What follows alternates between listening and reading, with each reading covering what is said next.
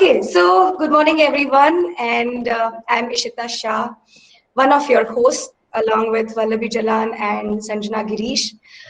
You can find out more about us in the document that we had shared with you. I'm not repeating the logistical requirements which we emailed you, but they are very essential, so we're going to copy paste them into the chat just to remind you all. Another logistical requirement is we need you to register for the final session, which is the Mili Sessions Week on 12th June. If you have not done it, please do it today because you are the speakers of that day.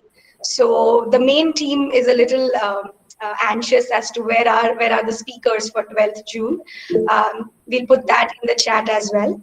So please make sure you register for Mili sessions. Until then, until 11th, we'll all be meeting on Google Meet. We would also appreciate if you all could share your Instagram or Facebook handles.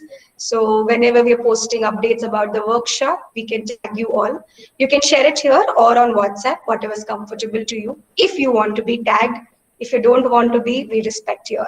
Okay, so I'm going to take 10 minutes to build a context for all of us as to why we are here on behalf of three of us. So just let me present quickly. Okay, COVID-19 pandemic in India, we wanted to create a public archive.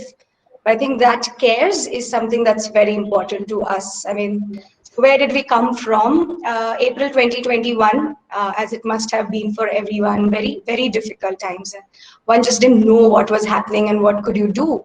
And as cultural practitioners, I think one was feeling a bit too critical as to, I can't provide oxygen, I can't really fund anything. We didn't even have artworks to sort of, start a funding campaign or something like that. So what is the best we could do? And I think a lot of mulling over led us to wanting to build an archive. But what should this archive be about? It should be about everybody's emotions and experiences and letting them know that this is a safe space. This is also allowing people anonymity, allowing people to make their own decisions in terms of what is it that they want to archive, and not think like a researcher and an archivist who's putting another institutional collection together. And hence, reminding everyone or putting it out very clearly that, there are many formats in which you can archive. If you go and see the Google form for contribution, you will realize there are no questions which are compulsory.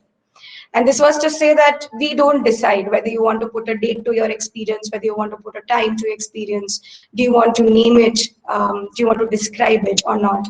And all of this was continuously leading us to questions about why such an archive and what would it mean to archivists, but also to the larger culture of archiving.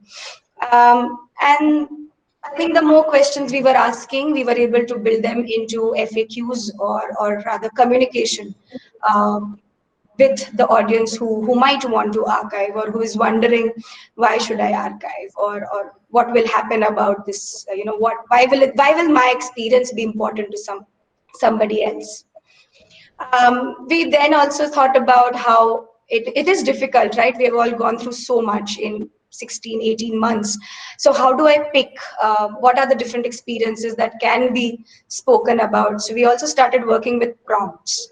And I think this was something which was very clear to us from the start, that we would want it to be no language barrier, no barrier of the geography, no barrier, of course, of the caste or age or gender.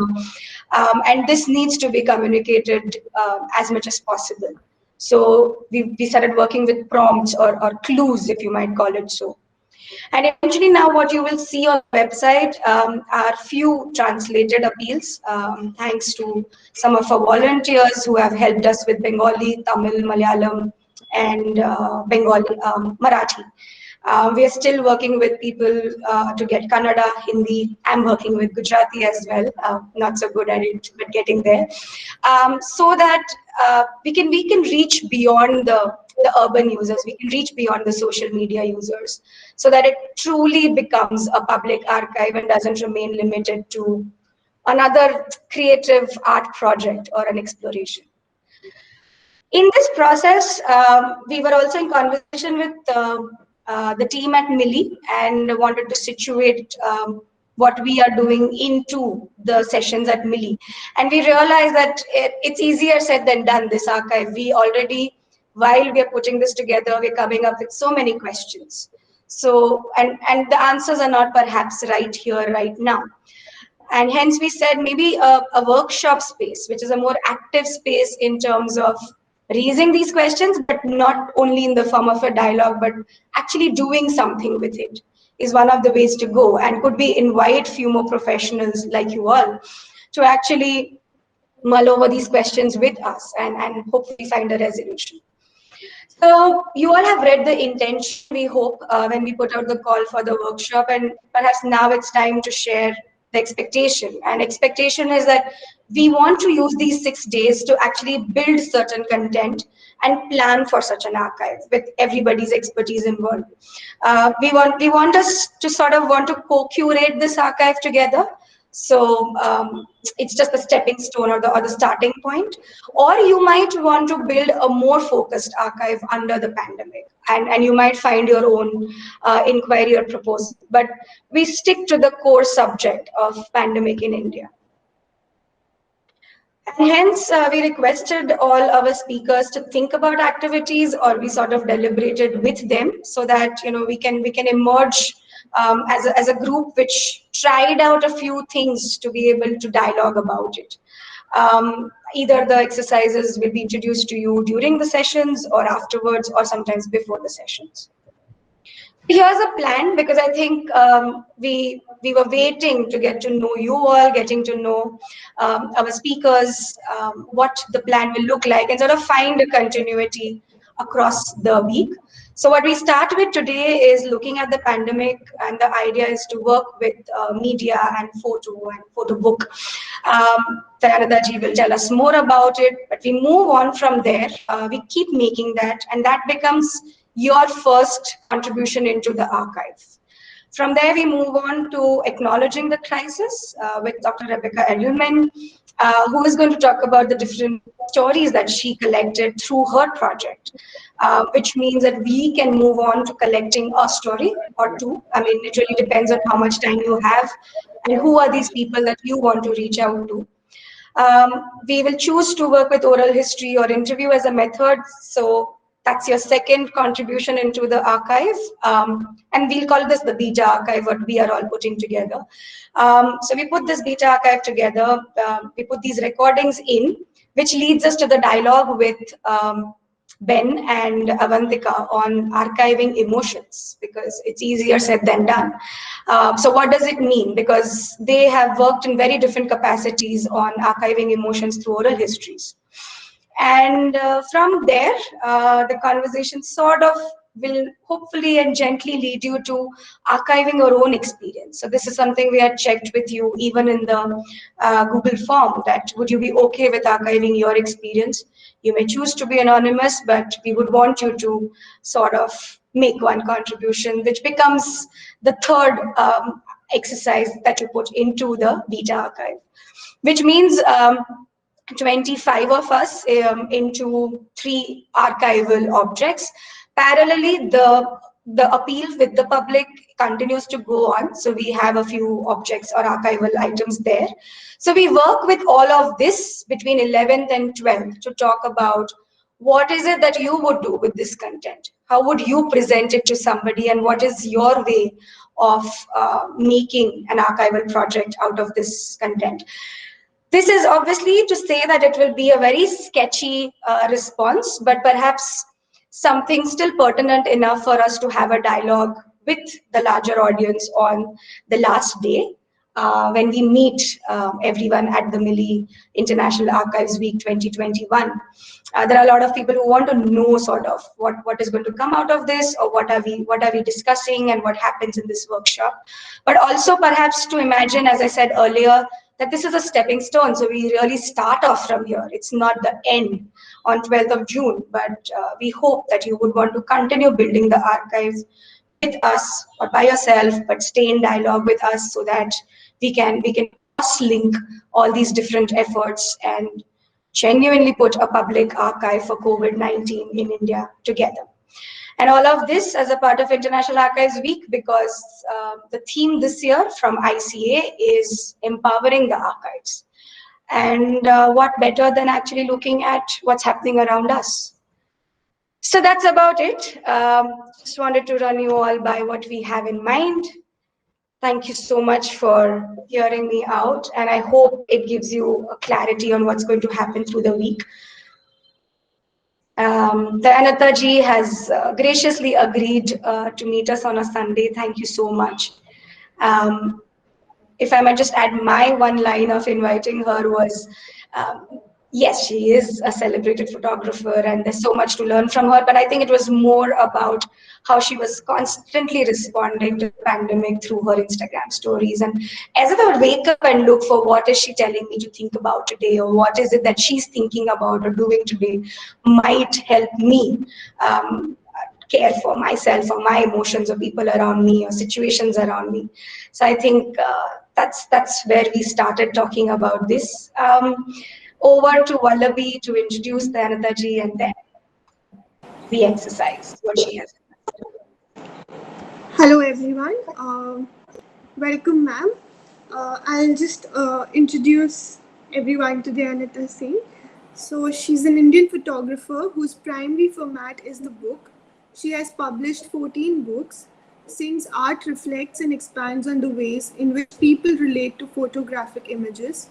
Her recent works, drawn from her extensive photographic oeuvre, are a series of mobile museums that allow her images to be endlessly edited, sequenced, archived, and displayed.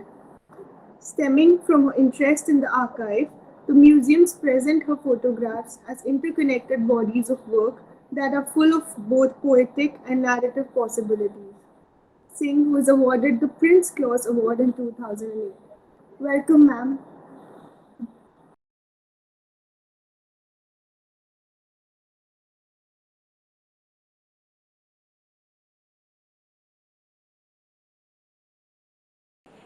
Hello, everybody. Thank you for that introduction, Ishita.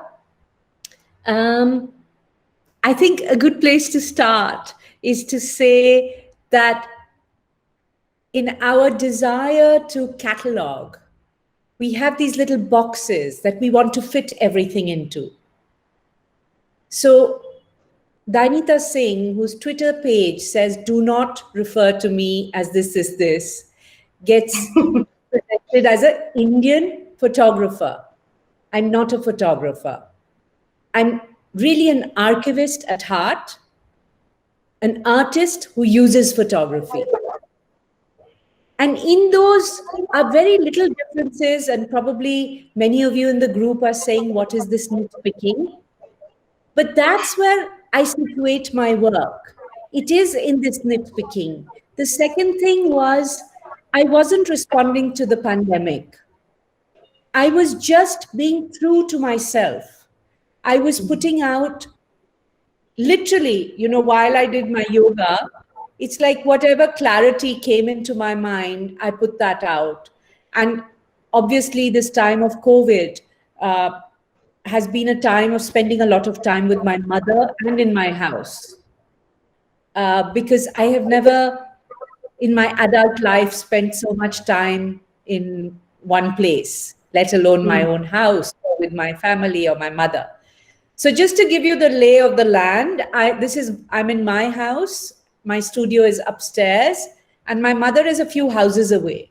So I have not seen my mother for more than 6 weeks, because she says FaceTime is better than you're coming here and sitting with the mask and not being able to hug me. So some of those stories, just because I put out what I feel, you're right, Ishita, actually becomes a record of this time, because otherwise I never even have time to make these nitty-gritties about what book building is. But to start off by saying that not just me, but I think everyone who works with images is also an archivist. But I really treat my material like an archive. So the last year and a half, I have looked through 40 years of my archive. and found incredible connections in it and seen things that I wasn't seeing at that time. So if there is a message that I have at the end of looking at 40 years of work, is like, you have to keep building the archive. That is the work. The books and the exhibitions and the glory and the failures are little commas or little hiccups. That is not the work. The work is building this archive. And I think maybe I use still photographs, you might use video footage, someone might use newspaper clippings, someone might use screenshots from Instagram. The archive is what you will make it. So I would just say that try to pick a form that you think you can sustain over 20 years or 30 years or 50 years, So sometimes we are too ambitious with the form we want for the archive. And then we're unable, like you say, I want to go to the Northeast and photograph this part of that and of someone's dress. It means going there. It means and so I've seen a lot of photography projects sort of fall by the way because you just make something so ambitious. And whereas I feel that if I've been able to document my mother, archive my mother, who is also an archivist, much a better archivist than me, in this time of COVID, yes, Ishita is absolutely right. I have already made quite a valuable archive without going very far from my house, without spending any money on it, because it's just on my phone. So the money is what my phone costs. And it's been also a very healing process. For me, for her, for our relationship, for this time. So while you set off to make your archives, I'm sure we are all suffering. I don't know if there is any person today who can say they are not suffering with COVID in one way or the other, no? If it's not in your house, it's your neighbor's house, your family, your extended family, your friend's family. And I wonder, and that's why I posted on Instagram, that is there a way that photography can perhaps heal? Can an archivist also bring some healing to the situation? I don't know. I don't have the answers. But it's a question to you. So one of the things I'm saying is, think of what you're going to do with the archive as something you can sustain. Hopefully COVID will end. But you know that things keep happening in the world. So if you say that every time there is something going on, I'm going to add to this archive. You're all less than half my age. So imagine when you become 60, what an archive you'll have of the times you have lived through. And as the writing is clear, no, we are going to go through some very severe changes in the next years. So your COVID archive could well be a starting point for a format, for a much larger archive of your life, separate from the jobs you do. It doesn't have to become all consuming, but it's like you say once a week, I'm just going to look at the newspapers and cut out what I thought was relevant, and that becomes my archive. Or I want to document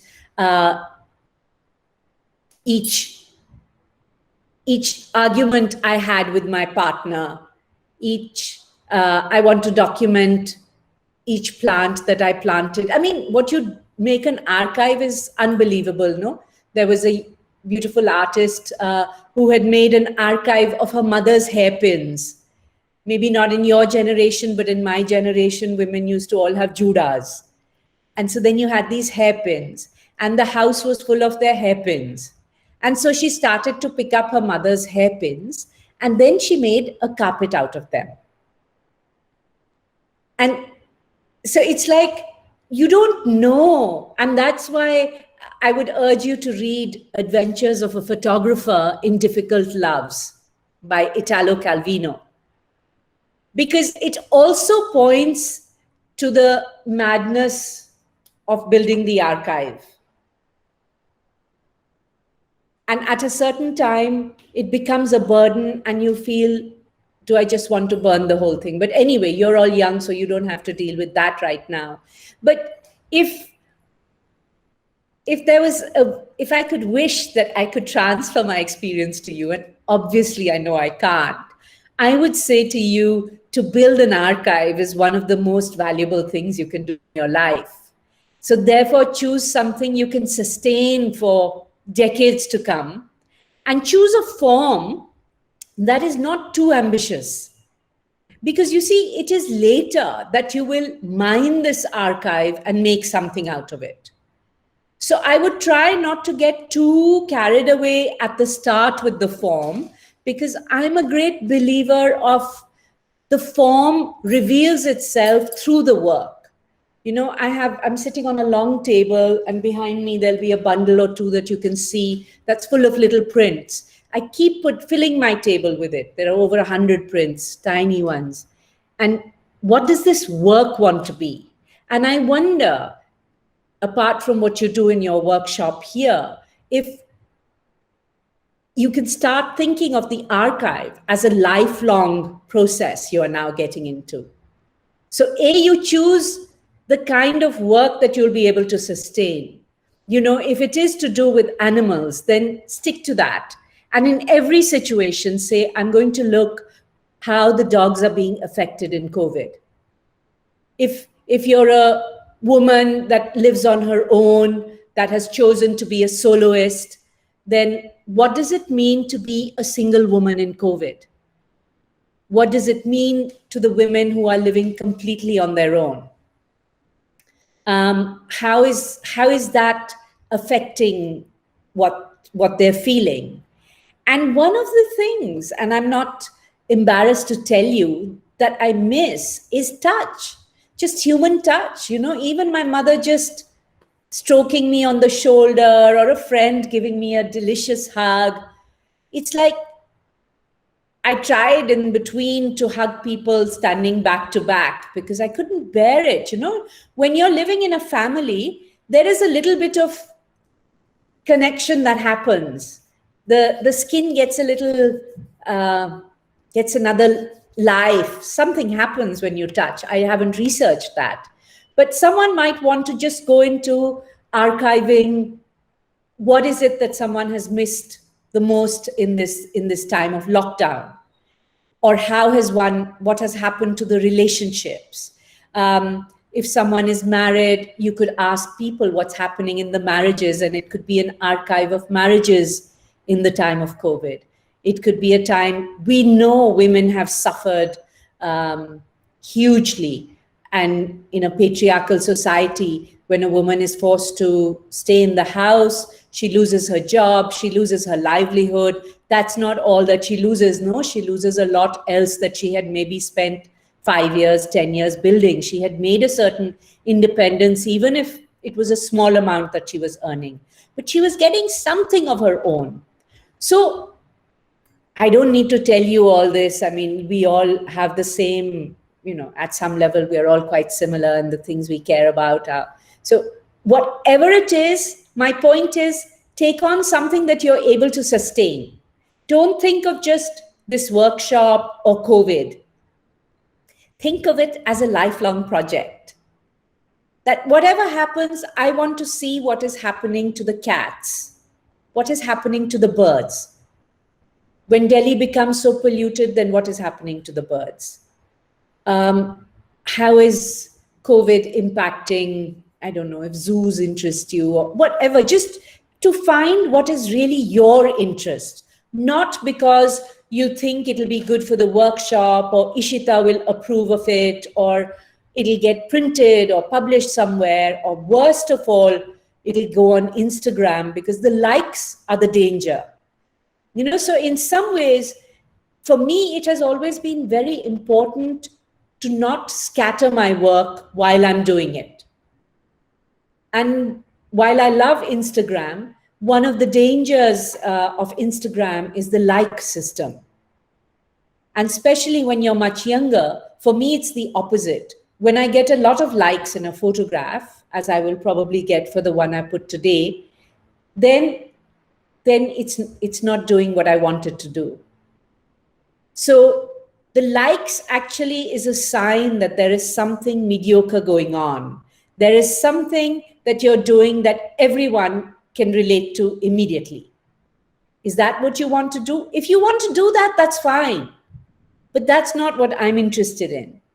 I'm interested in the subtext. I'm interested in what goes on outside the frame, what happens underneath the image, what happened in the conversation that you never ever.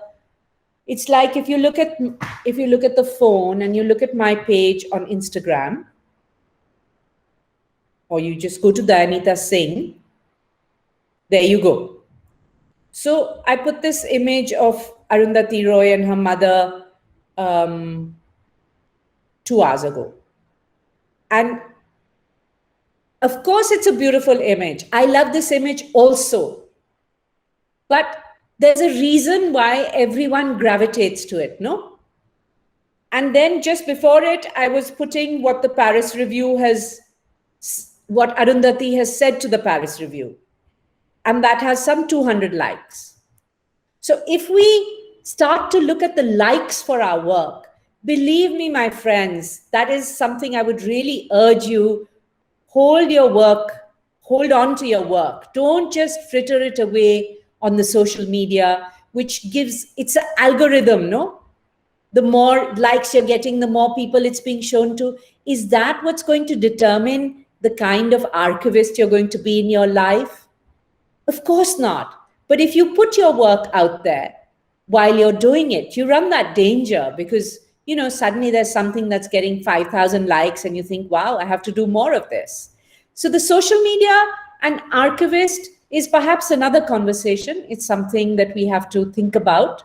But just to recap, find in this project also something that is very dear to you that you'll be able to sustain for many decades, that you can mine after 60 years. So in a way, you're an archivist, you're a collector, you're gathering. And it's only much later that the work starts to reveal itself to you. Right now, you're thinking COVID. We don't know how this will relate to the politics in 5 years, but you'll have this archive to go back to. So there are incredible tunnels in the archive, and which is why I was suggesting reading Italo Calvino's Adventures of a Photographer, and how the photographer really, gets to a state of becoming mad, because I can understand it. I look at Ishita's glasses and I think I have pictures of about 30 women wearing the exact same spectacles. So I go into my archive and I start looking through it. While I'm looking through it, I see actually there are women wearing Ridhima's spectacles, but I have men wearing those also. But then while I'm looking at her, I see the post-its on her wall and I think I have lots and lots of photographs with post-its at the back. And I'm going to pull out all those post-its. And that's where madness lies, because it is endless. And all of you who are archivists will know that. That is also the danger of archives. But my point is, choose something close to your heart, choose something you can sustain, both with enthusiasm, but also with the logistics of it. So don't choose things that are far too ambitious, because every little experience, everyone's experience needs to be archived.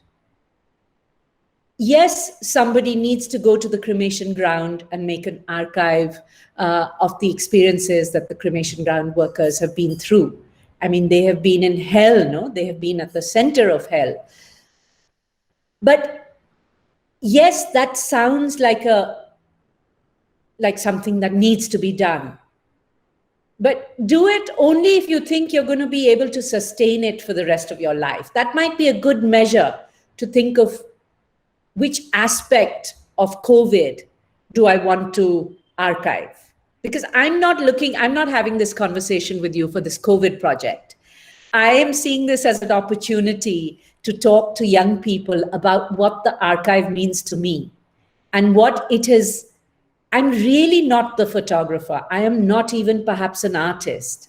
I just have art ways of working with my archive. I'm truly an archivist. And I have learned that from my mother, who photographed extensively and then made albums, and everything had to be archived. She has mountains of files under her bed even, because everything has to be documented. She has every doctor's prescription of mine, a file of just my doctor's prescriptions. And it's a nuisance, but what an archive. If for nothing else, it could be the typography, no? Typography has changed so much on those prescriptions. And I will stop talking about myself now, just tell you a little story of my mother, and which tells you a little bit about where I'm coming from. So as you know, I was sort of a very photographed child, and if there was any trauma in my childhood, it was to be photographed all the time, because that delayed every departure, every birthday party I wanted to eat the cake, I would be late for, because my mother wanted to photograph me in that dress, and she had a manual focus camera, so she used to take these 7 steps towards me to measure the distance and then go back and fix it. Cut to, I briefly worked as a photojournalist. It was a very difficult time for me, because I was working for the foreign press, and there were certain kinds of stories that were wanted. Everybody wanted the sex workers or the hijras or maharajas. And that was, neither of those were really my world, and we can discuss that another time, but they're problematic things, you know. This, with the best of intentions, you can go into these situations. Yeah, maybe that is something to talk about. With the best of intentions, you go into a situation and you don't know what kind of harm you might actually do, because you are not trained in that field, you know. So, and photographers often do this, and they risk their lives to get you those pictures in some situations. But with the intention is not enough. So that's a word I would like to highlight to you also. So if I had to make a map of this, I would say, first thing, is this a project you can sustain, let's say emotionally, intellectually, but also economically?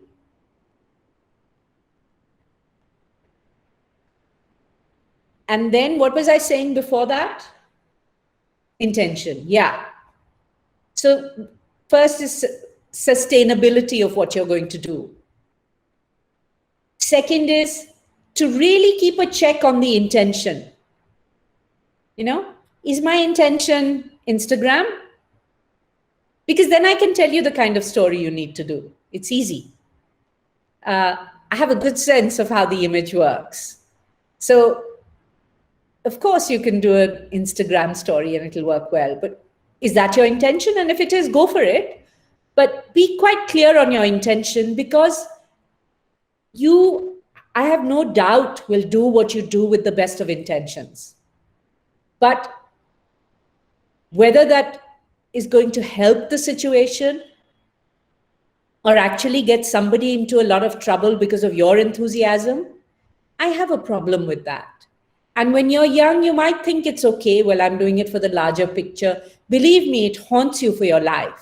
And that's why I stopped doing photojournalism, because, you know, a work I had done with such intensity and so close to people for 2 years finally became a Newsweek story about India's AIDS photographer, you know, because AIDS by that time was being written about.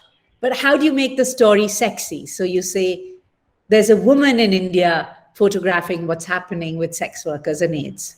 And it really, really brought me close to a breakdown, and subsequently what happened because of that story. So the intention part, and that's what made me stop photojournalism then, because I realized I am not an NGO. I am not, I think Preeti Patkar was her name, who used to run an NGO in Kamatipura, in I think Second Lane. Maybe it's still there, who used to run a school for the children of the sex workers. If there's time, I'll tell you the story later, but remind me, if there's time, we'll go into it. But all of this just to say that intention is very important, and somewhere to think of, am I equipped to do this? You know, maybe I need to talk to an NGO. Maybe I need to collaborate with an NGO who's anyway working in the area. so that I don't end up making more of a mess for people that I think I'm trying to help or that I'm trying to document, because whatever archive you want to make is not more important than the people that are involved, no? That always has to come first. So intention would be something very important to talk about. And since I mentioned Newsweek, can I share my screen? Yeah? Yes, please. Yes, it's open. Yeah. Okay. Can one of you Is there help me something with that I can open here and show? Yeah. Go to www, maybe all of you can do that. alfredojar.net. Let me see if I can type it in.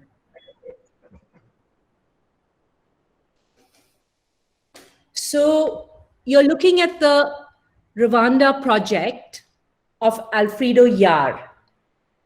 Alfredo Jaar has worked his entire life working with issues that probably nobody wants to speak about, certainly not in the art world. And he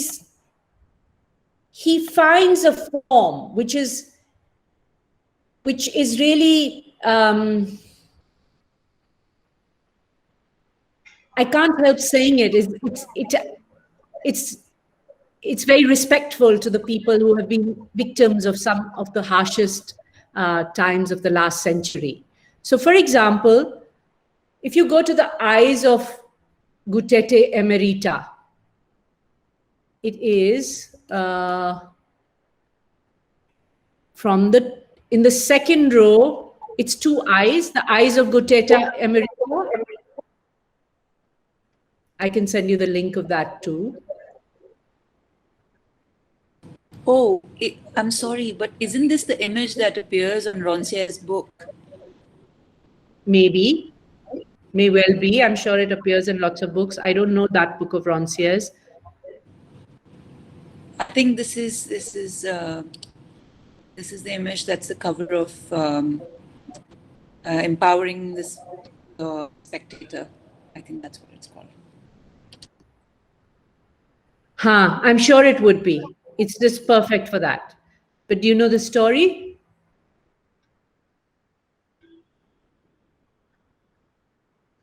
No, would like to. So can you go? Okay, just go to the next image.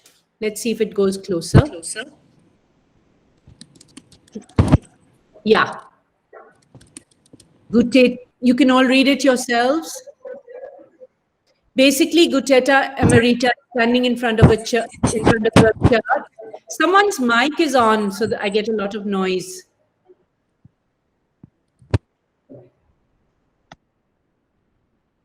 Gutete Emerita, 30 years old, is standing in front of a church where 400 Tutsi men, women, and children were systematically slaughtered by a Hutu death squad during Sunday Mass. She was attending Mass with her family when the massacre began. Killed with machetes in front of her eyes were her husband, Tito Kahinu Mura, 40, and her two sons, Muhozo, 10.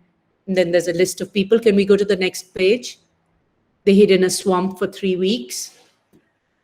Her eyes look lost and incredulous. Her face is the face of someone who has witnessed an unbelievable tragedy and now wears it. She has returned to this place in the woods because she has nowhere else to go. Where she speaks about her lost family, she gestures to corpses on the ground rotting in the African sun. Next, please. I remember her eyes, the eyes of Gutete Emerita. Next, please. That's it. That's the work. And you'll never forget it. Never. It's part of your psyche now. And that's the power of Alfredo Jaar's work. The project I want to go back to, if you could click on.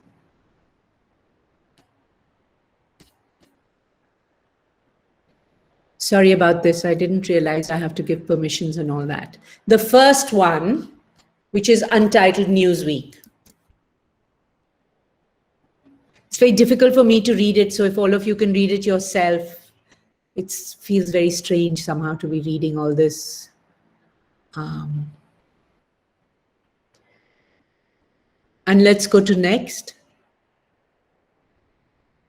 What he's doing is, he's showing you 16 Newsweek covers, while 1 million people had been killed in this genocide. He's showing you the Newsweek covers of what the world is talking about. So what is happening in Rwanda at that time and what Newsweek is talking about. And how it just, he's not telling you anything else. He's just telling you the facts. This is what happened. 30,000 bodies washed down the Kagera River. Newsweek is talking about whatever they're talking about. 300,000 deaths, and they're talking about some historic D-Day.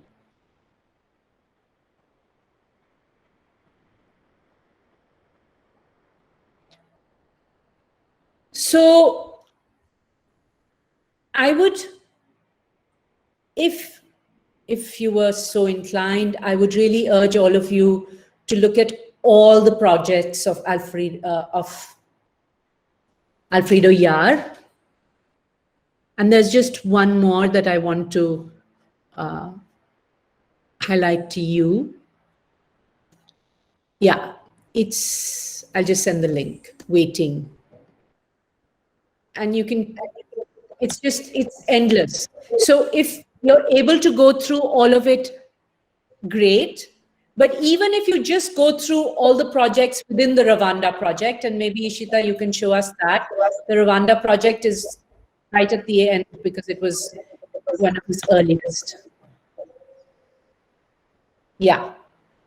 So you see how from 94 to 2010, he has been working with the material, whether people are interested or not, going out. But the most important thing for me he's done is he's found a language to talk about the situations without taking away anyone's dignity, you know, as photographers sometimes end up doing with the best of intentions. But also, it led me to think of this project that you're going to do in COVID, and that's why I asked you to bring the newspapers and paper and scissor, because I'll just show you how I work on projects. Looking at what Alfredo did with Newsweek, I thought one of the things that you could do is to look at the newspaper and see what you want to correlate. Like the day when there were 28,000 deaths in Delhi, 28,000 cases in Delhi, what all was on the front page? What was the story next to something? And which paper reported it how? Like, I think even if somebody just looked at the headlines of the papers through COVID, you know, when does the story come to the first page? When does the story move inside? When does the COVID story get overtaken by Adani? When does the, you know, Palestine comes in at that time? So then for a while, the world forgets about the COVID story in India, because that's the nature of media. But I think the whole thing has to be, I hope one of you at least will take on looking at where the media has been, what's been reported, and how has it been reported.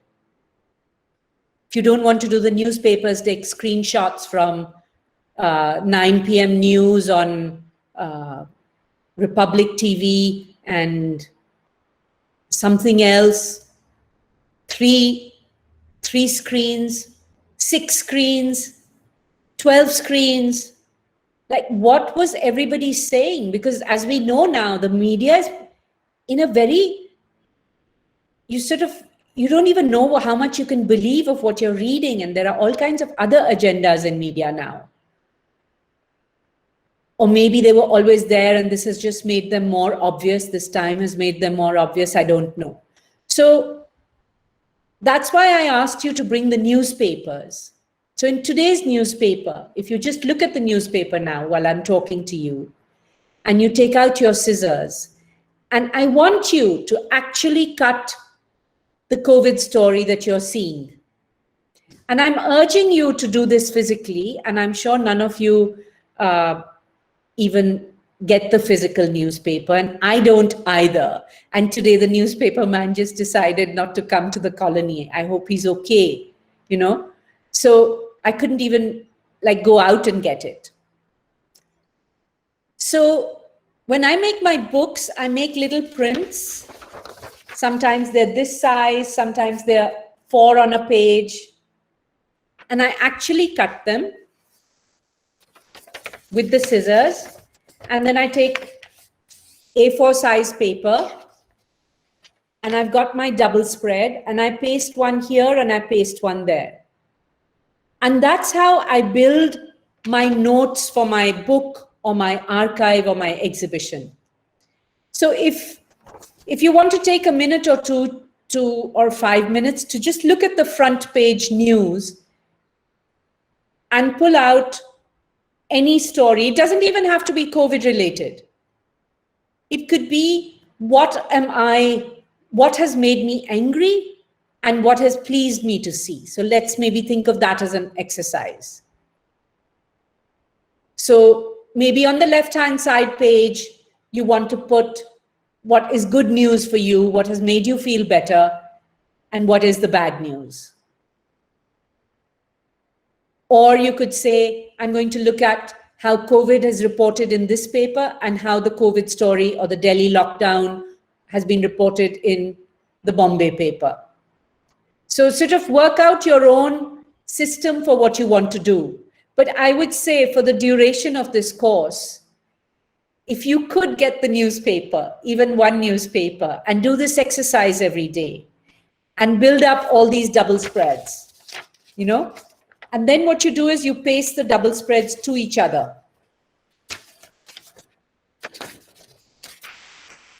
Right? Sorry, I didn't have blank paper with me. So you're getting to see all these images. But you fold A4 into half.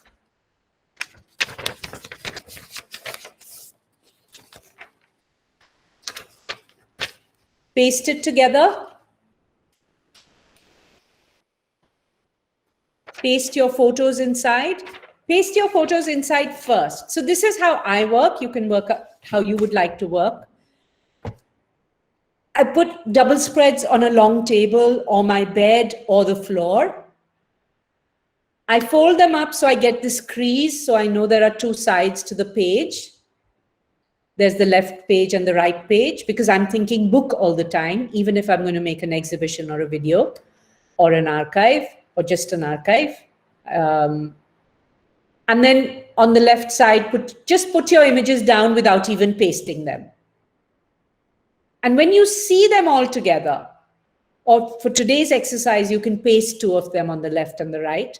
But when you see all of them together at the end of 2 weeks or 3 weeks, however long your workshop is going to be, you will be, I think, quite surprised by maybe the connections you find, maybe it's all disconnected, but the left side page is the page that seems like good news to you.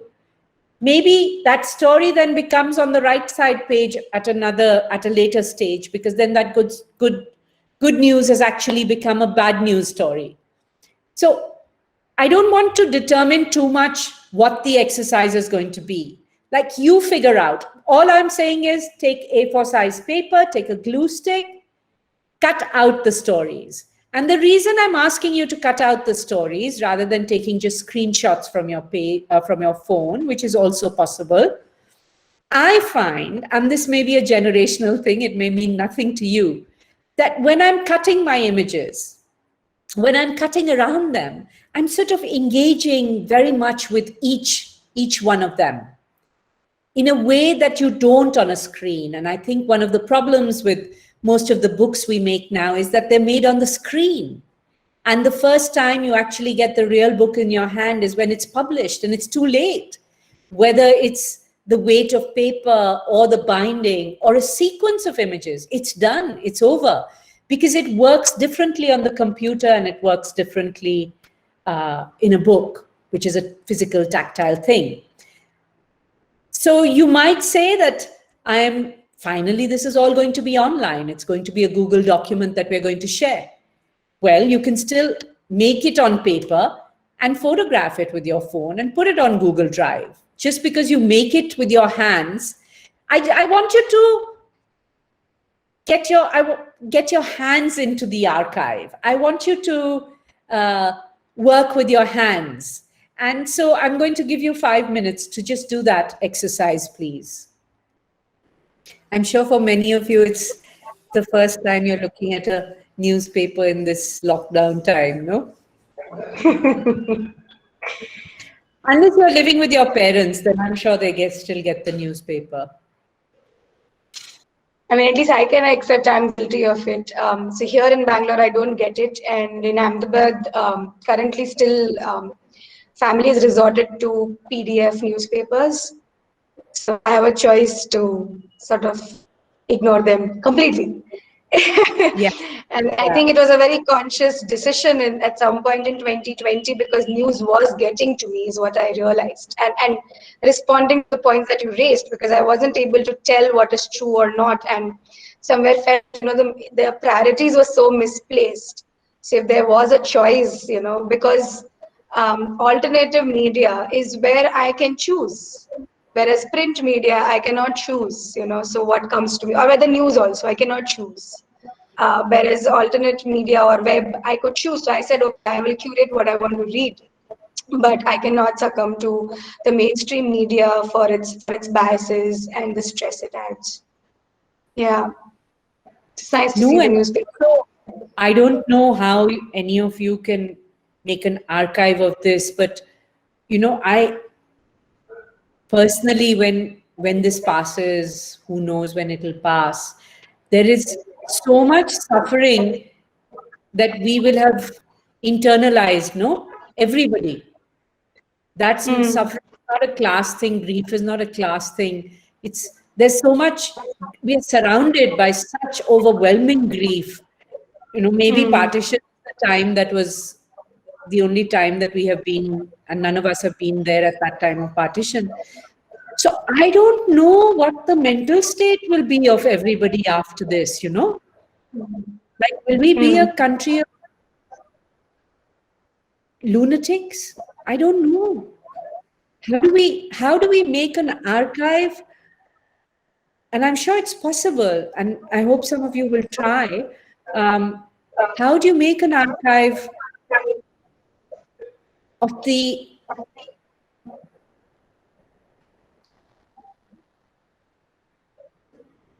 grief that is accumulating inside everyone's body?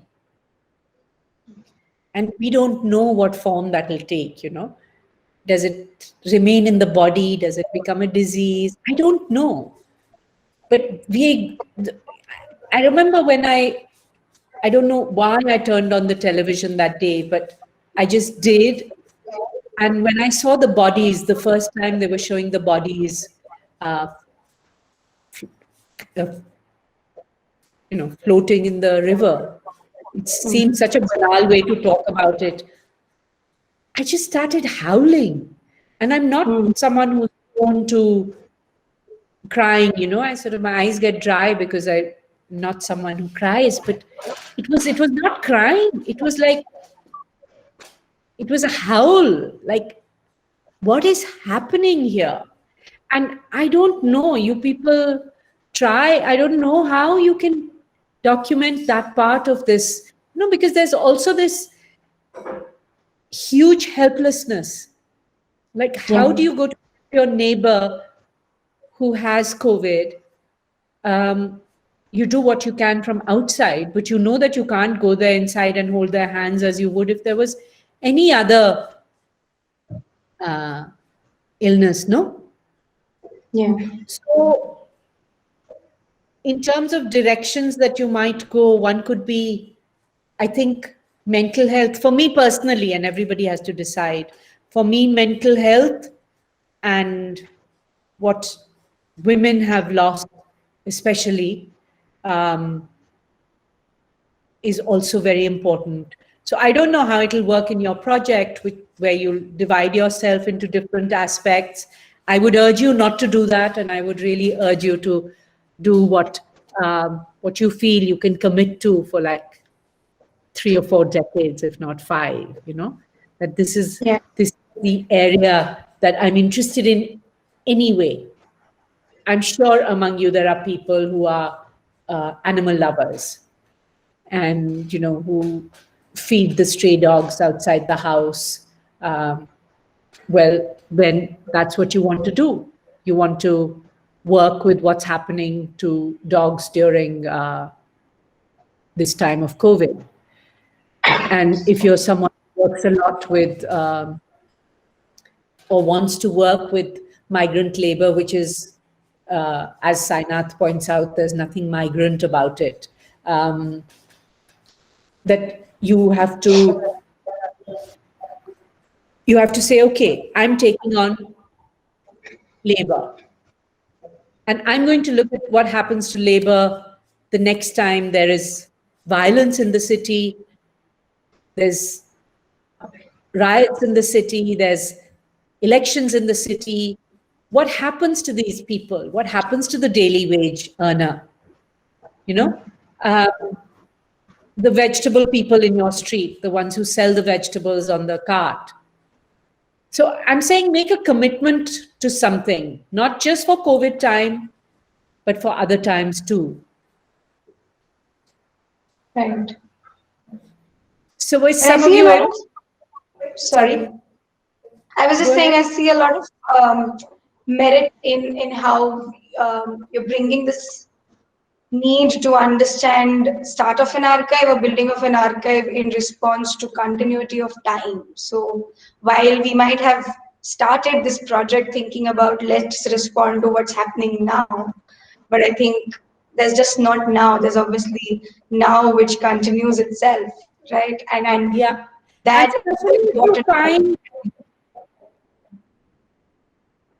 especially if you find what your calling is as an archivist. And if you're lucky and you also have a hint of what that form might be, and you can sustain it and keep a little check on your intention each time you do something, you can continue it for the rest of your life. And an archive is anyway, to me, something that takes decades. Yes, we must archive this time, but there are also there's archives that are built over time. So some of you might be interested in that kind of archive building also. Just keep the intention in check. You have to be clear about your intention. What's your intention in doing this? True. I think Jitendra has some question. Jitendra, are you there? You raised your hand. If you're talking, you might have to unmute yourself. You're currently on mute.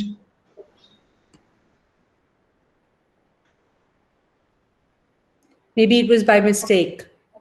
Quite possible. I think I'll just put it in chat anyways. Yeah. Sorry, you were saying something. So could some of you just hold up your books to show me, or your one page as yet? It's not a book as yet. So you found a story for the right-hand side page, Ridhima?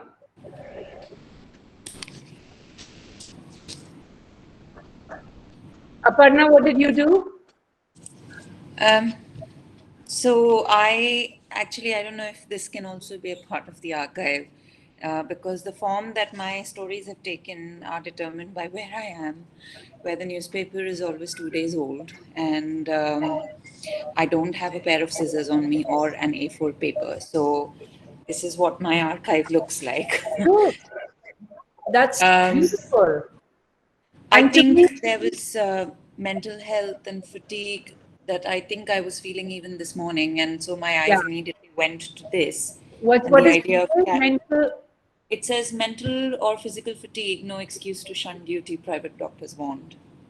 Fantastic. And then also, I went to the wordlessness of Priya's illustrations in Amachi's glasses.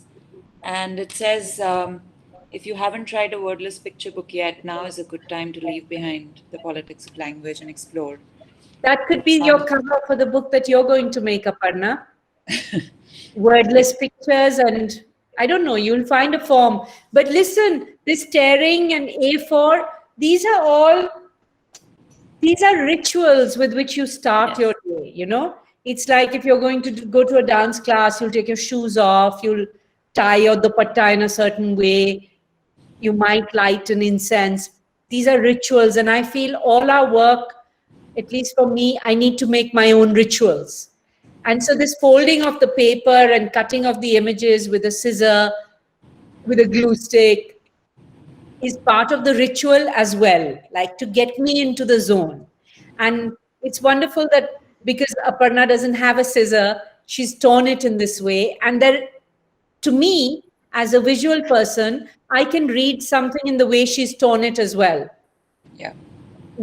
Now, of course, the mental health is printed on a different paper than the color picture. So the color picture she's able to do more neatly, and the mental health gets more staggered. But I think together it makes a very interesting double page already. So imagine if you were to do this every day, every week, every month, however you want to do it. You know, I already see that Aparna's onto something. She'll work out what it is. Ridhima, have you got another image, or you found one as yet? So I went, are you able to hear me? Yes, yes. Okay, great.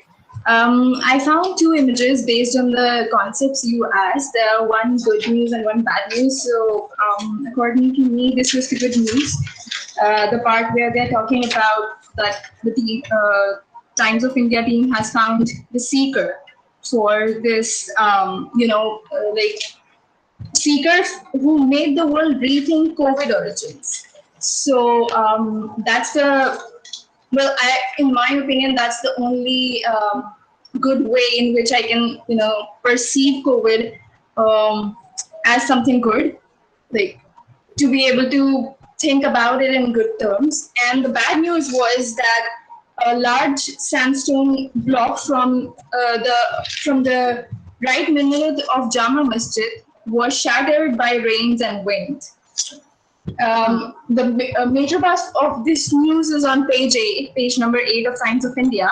But that was back to me, like apart from humans, how the built sites, the built environment gets affected, and how in these times when you're so worried about the humans, the human community, how do you seek sympathy for built sites? Yeah. So that's what I found. That were the two stories which affected me. Yeah. So that's also wonderful because you just stay with that. And every day, today, it's very sad to hear that about Jama Masjid. But, it's become, I always think now we've hit rock bottom. It can't get worse than that. And every day there is something new. So perhaps someone's archive will just address that, like how the news there is just disaster every day, one day after the other. And then to try and find something. And this good news, bad news is just like a huge oversimplification on my part, just to get you started. Obviously, you all are going to disregard this and are going to go on to do whatever it is that you need to do. I'm just showing you one form and sharing with you a form that I use to work. And when I tell you to cut something, like say Aparna, who had to tear it because she didn't have a scissor, had to engage very physically with, even more physically than I had imagined, because she had to tear it with some semblance of, it couldn't just be, she couldn't tear half the essay away. So she had to focus on it. And I don't know how to talk about the attention your hands bring to something, the importance of working with your hands.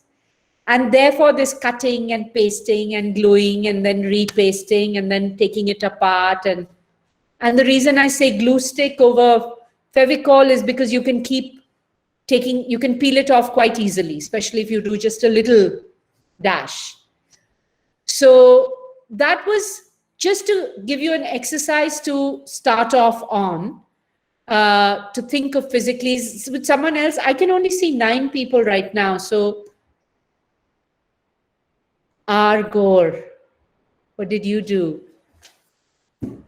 I think it was very interesting. It was very interesting to me to find how the newspapers in my city are reacting to the whole COVID situation.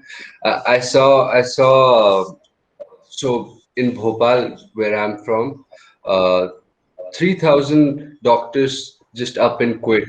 They resigned because yeah, there was a huge controversy. So the state deemed their protests illegal, and they quit.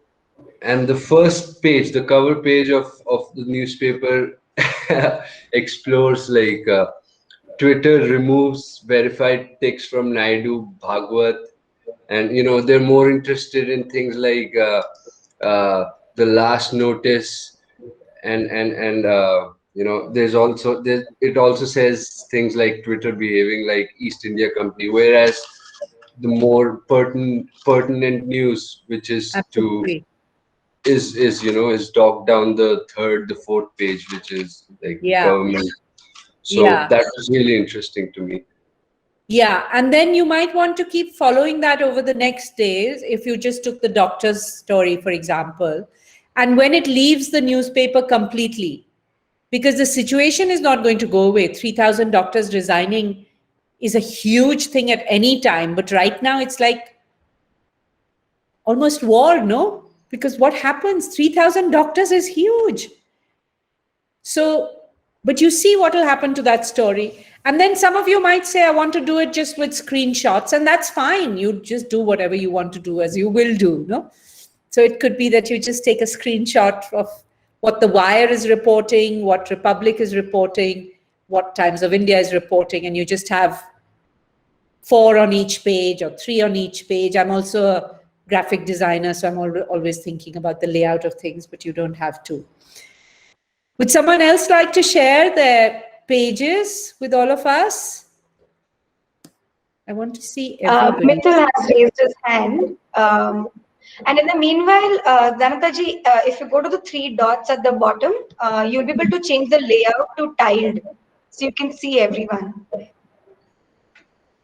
On the 3 dots, if you click on change layout, it gives you an option for tiled, so you'll see.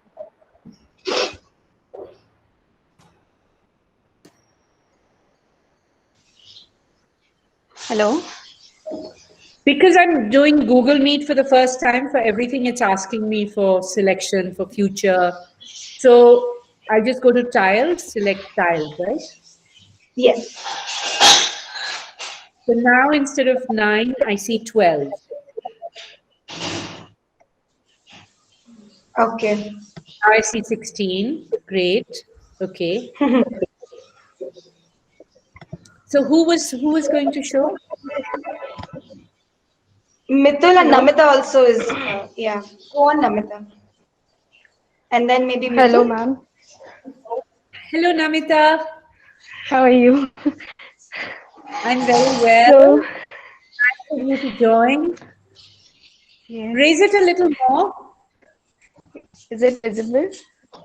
So, what I actually did was the first page of the Pune Times read as monsoon is arriving, and then I have this habit of going through my horoscope as well. So I went through my horoscope, and over there it was written, it is time to move cautiously, and there were these 3 lines which were important: time to move cautiously, need to be alert, and independent attitude. So those 3 lines, I correlated it with the rest, with the news that I found, that even if I need to be cautious, if the lockdown is opening up, but the monsoon is also arriving. And there is this new article about some movement about tigers. So I just took out that bit and put it up to make up the whole scenario of how my movement has to be. Yeah. Good. So you're making a montage of them. That's very interesting also. Thank you. Hello, Mitul. Hello, Dayanita ji. How are you? I'm fine. Also, I wanted to say, Ishita, can we drop the G, please? It makes me feel very old. Sure. Okay. Yeah, Okay. I don't know if you remember me. We met at Namjeevan when you were I visiting do. Ahmedabad. Yes, I do. So regarding the exercise, I don't have a physical paper. I took screenshots from today's papers, Okay. but what I realized was that is restricting what I would like to archive. And what occurred to me was the silver lining that I see of this time, where the generation has shown the scale of empathy and gratitude through social media, which is something that is triggered because of the times, but which is I haven't seen it in my lifetime. And so I have screenshots of conversations I've had with people. Where we're just checking on each other, and even when times of Did you join our conversation late? I did not. No, I'm there from the beginning. Okay. Okay. Is there something I should No. be saying? No. I'm just trying to understand your thought. Okay. So you're looking at conversations That I have had with people, checking up on each other, and even in times of when people need to speak with each other, there's conversations I've had where they're checking up. I don't want to be a pylon on you right now. Yeah. So one was that, and the other was when we have posted requirements of resources on Instagram, and how quickly, not just people in my circle, but people in simultaneous circles have responded, and we've gotten those resources. I think that's that's the beginning of my thought of my archive that I would want to build. Okay, so I'm not the archive you build is your business, and between Ishita and you sort it out. I want to see more of the pages if anyone has made those pages that I was suggesting. That's why, Mitul, I was asking, did you come late? So maybe you hadn't heard that part, but it's fine. Navneet, let's see what you've done. Yes, I don't know how much I can speak right now, but in between losing lives around in that family, and yes, you were right, spending time with my pets and on the rooftop with open sky. I don't have newspaper right now, very old newspaper. Newspaper is not, like, we are not getting it at home. So in that old newspaper, I see so many pictures of dead people with the remembrance note. So I just cut the word remembrance. But I found a picture of nature, which gives me comfort. And I'm still trying to be hopeful for dealing with looking around. That's it. I'm very sorry to hear of all your losses, Navneet. Really pointless as those words seem. But I imagine just as you have done this and you've taken out certain words and brought in images, you might have a completely different way of building this archive, which could be just pulling out words and images and making your own story out of them. And it might give you some solace because you're trying to work through this immense pain, no? So, like you've just done, I think could be a very beautiful way of building an archive where you collect images from the time and words from the time, and then you sort of montage them together and see what kind of meaning that creates for you, and what is it going to do to a third person. So I'm very, we've already seen 3 different forms have emerged just in this little exercise that we did. Aparna with the torn newspaper, Ridhima, where she's sort of now I'm getting confused. Did Ridhima montage them? No. Ridhima had the monument, the Jama Masjid. And then someone had montaged them like that. Namita had done. Namita. Mm-hmm. Namita. Sorry, Namita. And then Navneet has just taken words from a time, from this time, and images from the time. And we've already got 4 or 5 quite different forms. So within just A4 size paper, glue stick, scissors, newspaper, fingers, we have so much variation. So if I was sort of doing the course with you, I would have actually said, okay, this is the form we're going to stay with. Because neither do we want to get lost in finding the form, you know. This is not an artistic exercise. It's really trying to deal with the situation you are going through and people around you are going through and the country is going through. And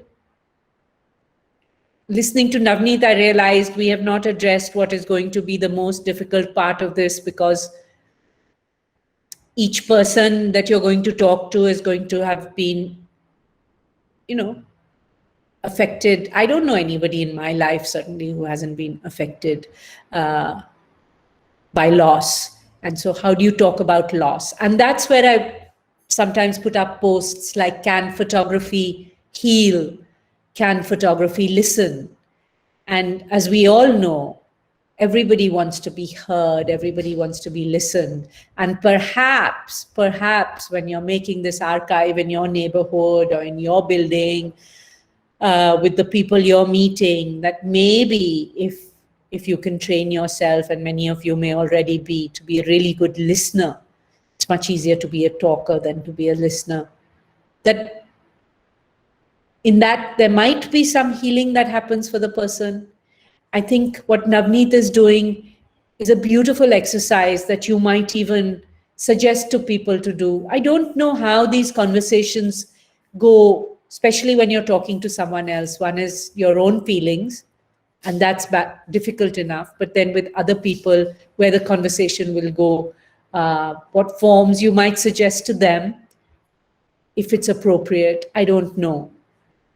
But keep the intention in check. Keep the intention, you know, like keep coming back to that. Like in yoga, you say, come back to the breath in meditation.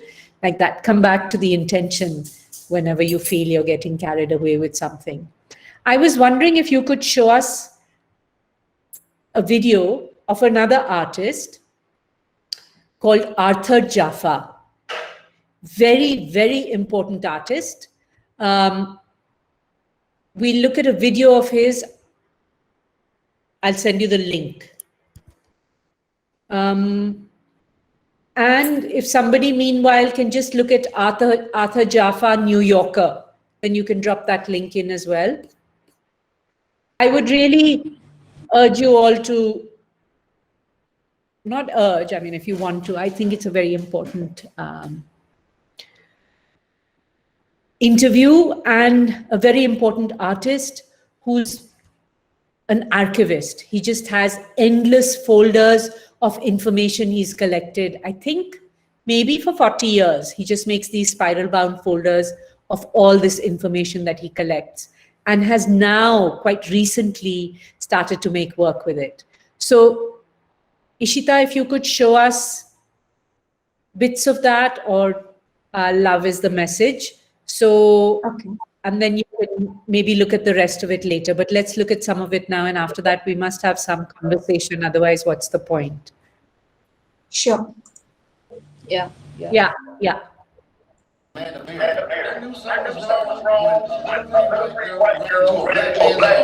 Something's wrong here.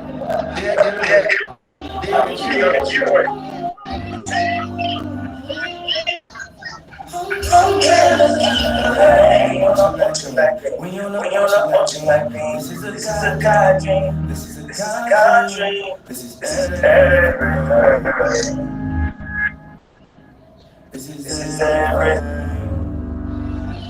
Okay, you can stop this. Ishita, we should stop it because it's not streaming well. I don't want to. Maybe all of you can play it on your own systems just for 2 minutes, because it's really important and it raises a whole lot of other concerns, and it's just very important to see. So if you could see, maybe at any, just look at 2 minutes of it on your own systems. And I would again say, just like I said, to look at least everything in the Rwanda project, to definitely see the film, read the New Yorker interview, essay, and those were two artists that I thought had really found the form to work with archive of terrible times. So that's what I wanted to share with you. And as I've said repeatedly, try to find something you want to do for the rest of your life, a direction that you want to build an archive for the rest of your life, and choose something that you'll be able to sustain, that doesn't require too much of, that where the funding becomes half the problem, So, and to keep that intention check on yourself all the time, because we're human and we make mistakes and we have good intentions, and then we can really make a mess of things. So Ishita, should we maybe have a little conversation? Because I didn't realize it had become 12 or to hear from everyone. Yes, sure. I mean, I'm sure everybody must already have questions, and maybe we can have them in the chat and then go one after the other. In the meanwhile, could I just start with something very rudimentary for you to sort of reflect on for us, because whenever such an intention arises, one has felt stopped by, or rather critical about, how good is my photography, or how good is my skill, or how good is my take on what news is important or not important. So this relationship between the quality and subjectivity, which comes with, why am I doing it? I believe in quality when it comes to your intention. There, I would urge you to have the highest quality. And the rest really doesn't matter once you have that. When you are clear about your intention, the quality of your photograph, or the quality of your, this situation, these times that we hope to archive, record, are far greater than what kind of a photographer or writer you are, and you find forms. For example, like maybe Navneet is not going to write something herself or photograph herself.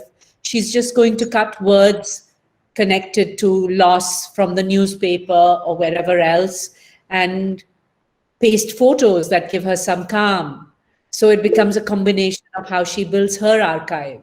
I would say, if it's possible, I know when one is younger, it's difficult to think like that, but it's really not about your skills. That's not what's important. Whatever you can record, and if you can't leave your house, from the screen, what you can record, what screenshots, what you can record from Instagram, but just stick to it.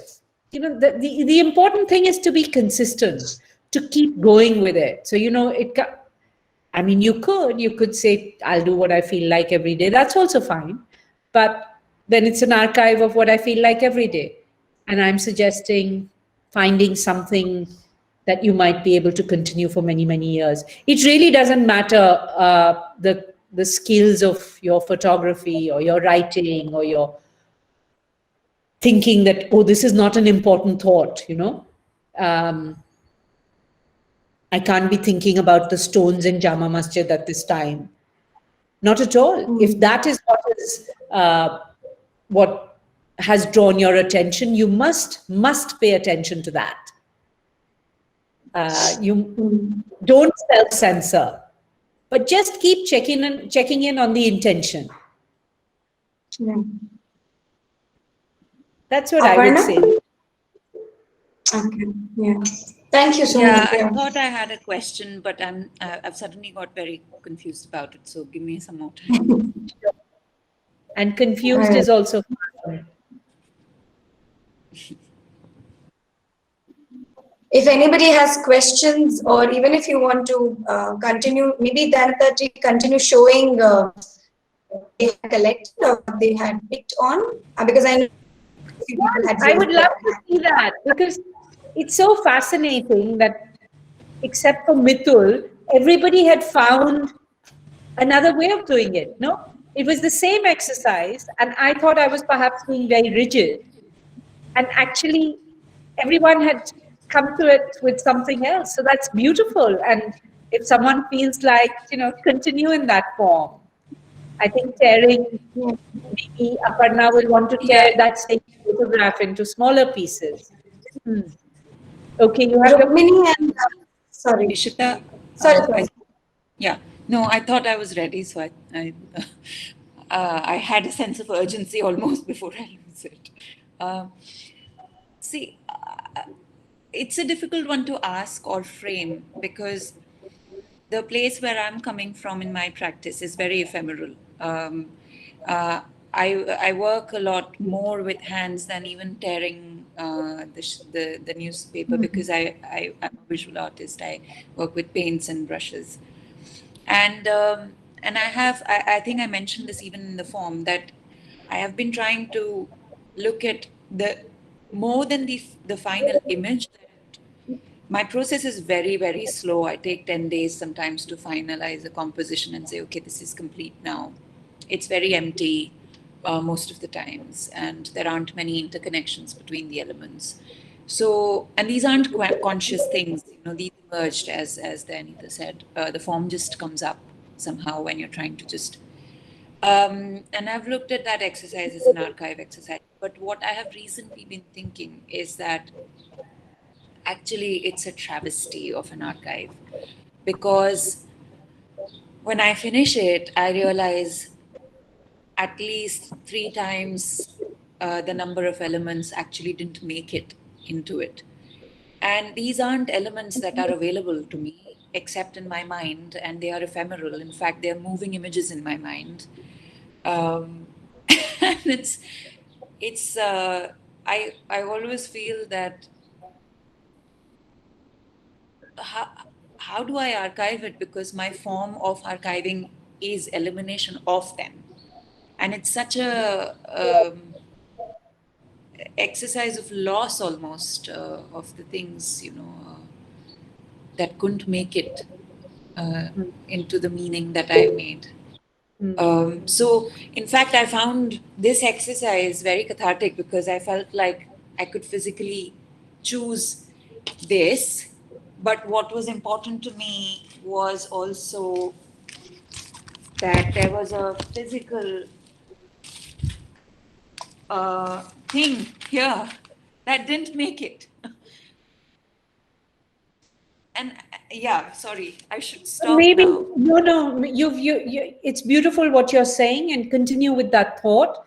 And this thing that you brought in at the end, after you've torn out the paper, and what remains. I mean, that's already another direction in this very simple book way.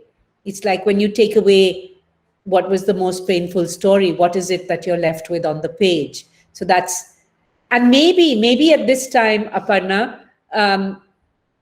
maybe it's time, in this time, to want to archive, maybe you have to find another form. Maybe it gets connected with tearing. I was, even before you mentioned that you were an artist, I was already wondering what happens if you tear that photograph more, and what happens when that photograph starts to disperse. What happens when other images come into it. And perhaps if you look at the film of Arthur Jaffa and you see how many references there are in that perhaps what you're going to end up with is a collage of different kinds of that maybe it's not possible just in painting, that maybe there are other layers that need to come in, and those may be physical layers, and maybe all those paintings need to be pasted on top of each other, and maybe they will then carry a different weight than one of them, even though you can't see them. So if you stay with the question, it's a great question. The form will emerge, provided you keep doing things with your hand, which you do anyway. So that's great. So it's there, it'll come. And the struggle is just part of it. And for any of you who work in the creative domain or even in writing, I think it's the same. The struggle is part of what you do. If you have the answer, it's not worth doing it, because it means it's too simple, it's already been done, it's there. And when the struggle is there, like what Aparna is describing, what I am going through when I'm thinking of these 3 books that I'm trying to make, it's torture, you know. And I must say, in this COVID time, I am very happy to have that torture, because it's giving me sleepless nights. I'm obsessed with the font, with what the title will be. If I move this chapter, I wake up at 2 a.m, go to my computer. Thank God I don't live with somebody else, because they would think that I'm completely nuts. But that's what's keeping me going. The suffering of trying to make a book, the torture of trying to make a book, because it's never easy, never, never, never.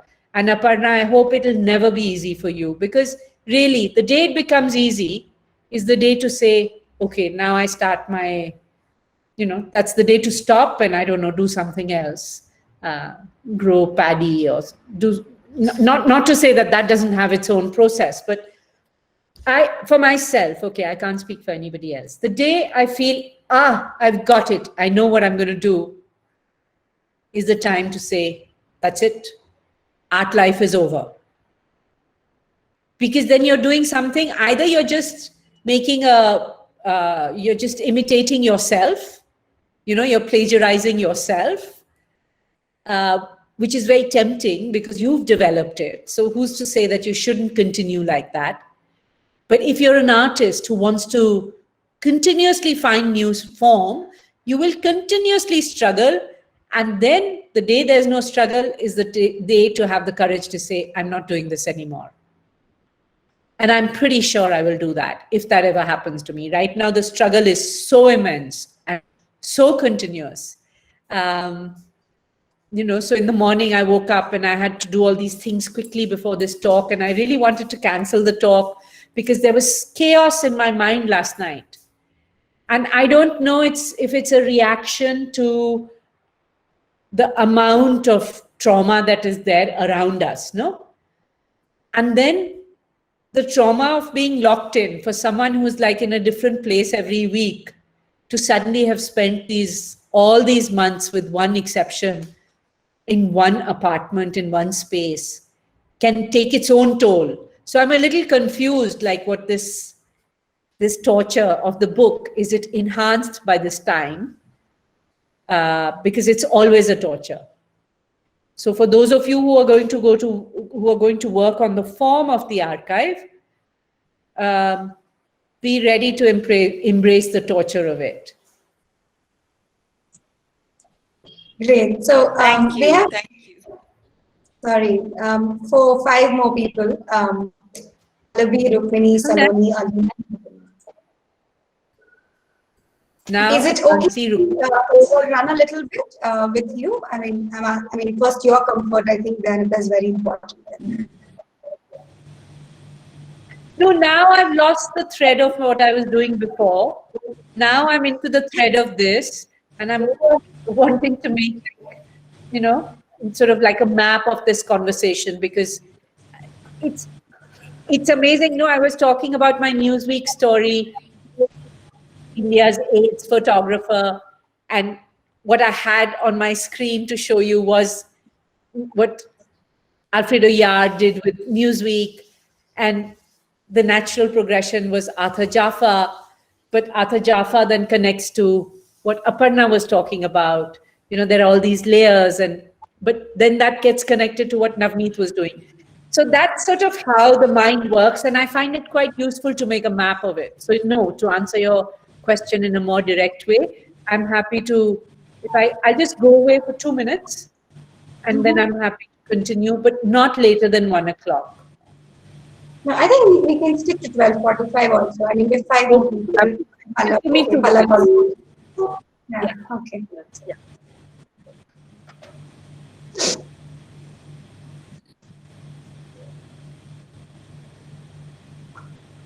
Alina, I see that you're raised your hand. We would perhaps just go by the sequence that we have put in the chat, if that's okay. I think I remember that you wanted to show what you had done as well. So we'll go in that sequence.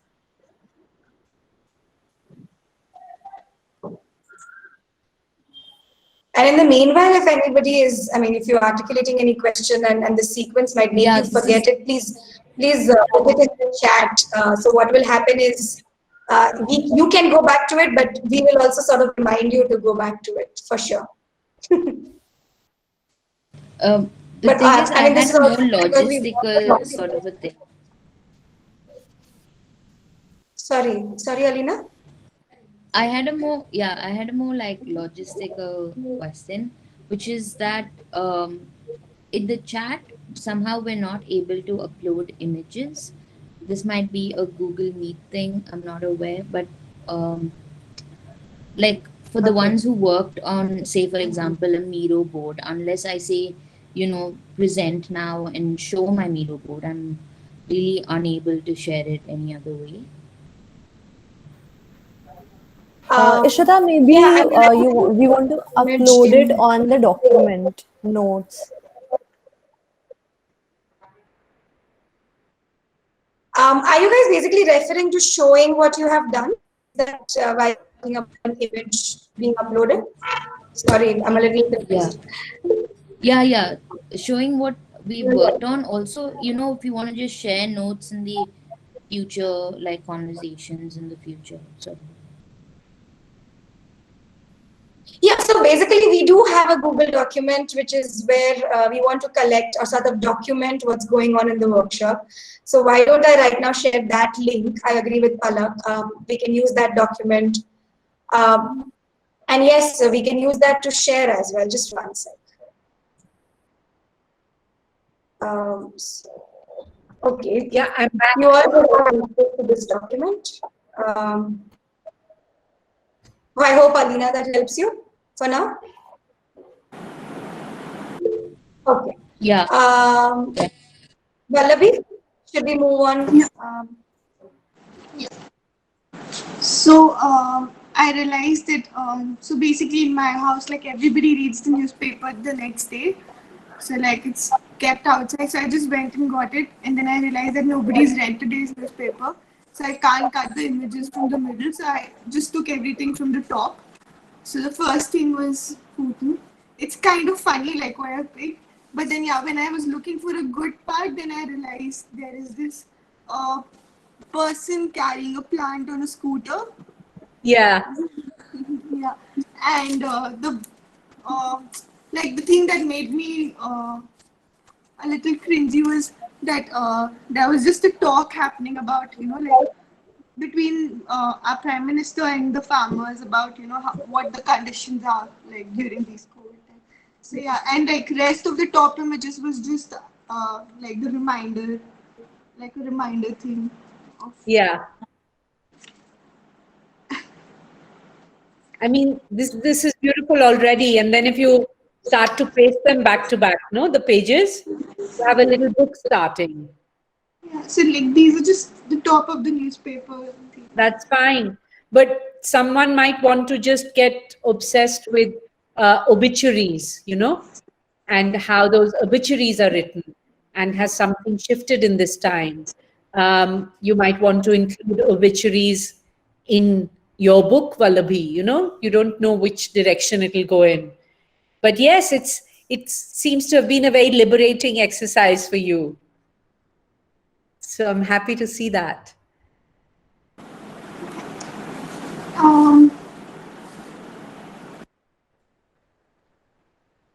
Okay, Rukmini?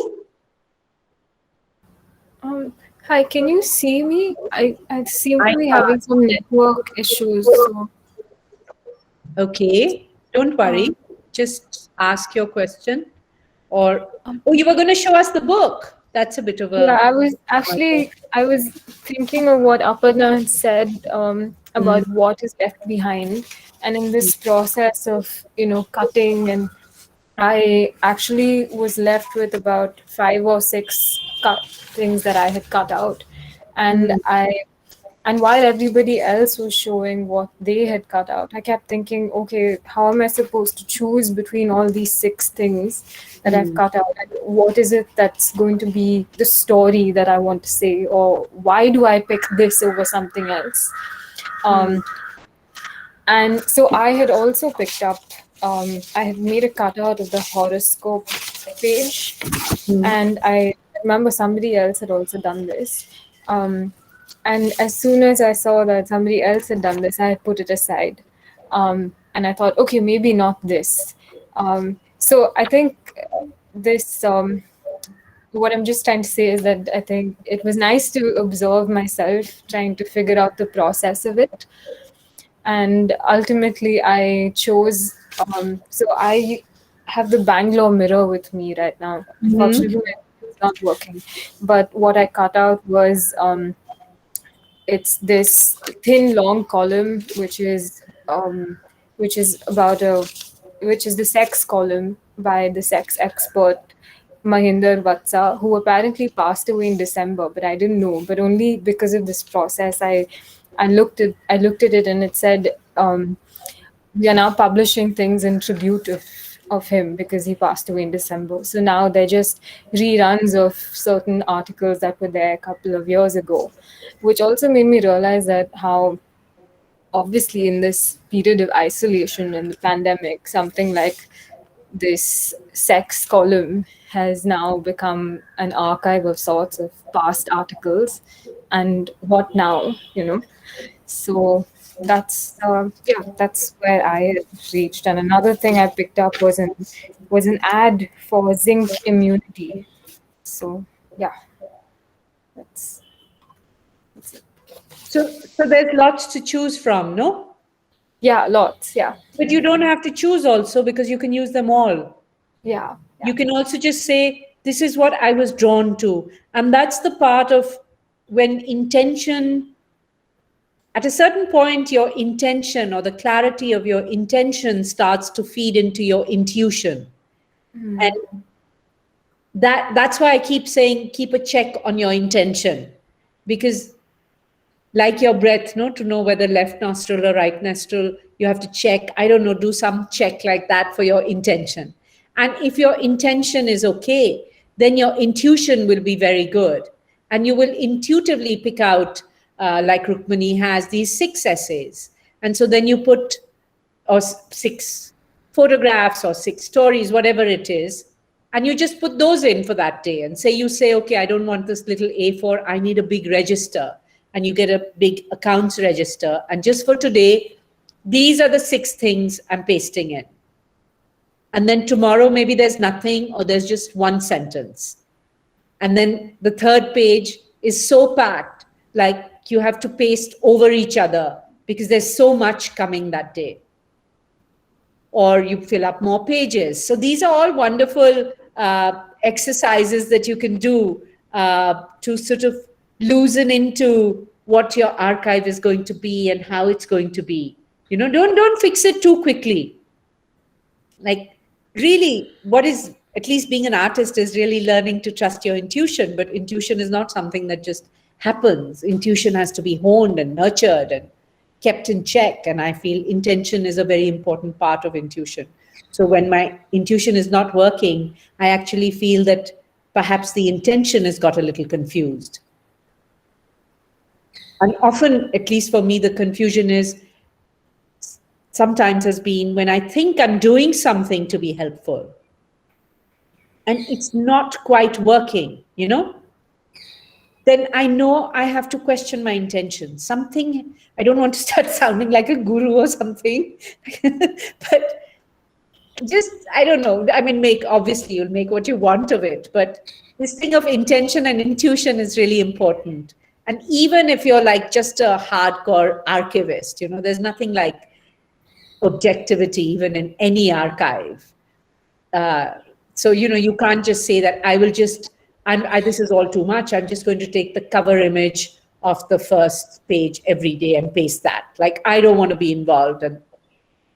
And then you might find, okay, but which newspaper did you choose? Why did you choose this newspaper? Why not that newspaper? So it's pretty difficult to be objective. So let's embrace the fact that we're going to be subjective. And within that, try to keep the intention, like the breath, going all the time, and then the intuition follows. And forms also emerge out of that. I'm sorry if this sounds very esoteric, but just is what to say. No, I'm actually glad that you brought it up. I was waiting for you to sort of bring it up, that subjectivity is something that we need to embrace more so in projects like these than any other, because there's so much of self involved. And you can't imagine or try and put yourself as a machine. You have to acknowledge that you are a living, breathing, feeling entity. And you have your own biases and prejudices. Let's not forget. Yeah, true. So yeah, I mean, it doesn't sound esoteric or very guruish. It's necessary to, I think, remind us. Guruish as in those self-help kind of people. I can't bear that. Yeah, I think we had these fears even about this workshop and this archive, that are we turning this into that? But no, it won't. We hope. So over to Saloni. She was the next in line. Hi, Saloni. Hello, ma'am. So this was the books that I started with. So these were basically, I found them to be two contradictory articles on the cover page itself. So one said that Delhi man saved after Facebook alerts suicide video. And the other said government gives last notice to Twitter on IT rules. So like one fantastic. Where the government Great. Yeah. Just keep doing that every day. It is part of our life now, these absurdities, no? So and then then while the talk was going on, so like for the last 1 year, I think I've been looking at faces everywhere or just finding faces everywhere. So like in this article, I don't know if that's visible, so that line, like it just came through like while the talk was going on. So for me, I see a nose and a little bit of the lip part. So like I don't know where this is going, or if this is because of the human disconnect that we've been facing. But that was also like an outcome of the exercise. Yeah. Beautiful. That's lovely too. And I think these absurdities with your interventions of the line, what you decide to circle, what you decide to highlight. It could be that you have an archive which is just seems like it's very, like what's the big deal? And then depending on the words that you highlight in it, it's like, if you look at the Tarun Tejpal judgment, you just have to highlight a few words and you will fall off your chair, The kind of language that gets used in these situations. So, Saloni, don't stop doing the drawing, and I would say enter the text even more.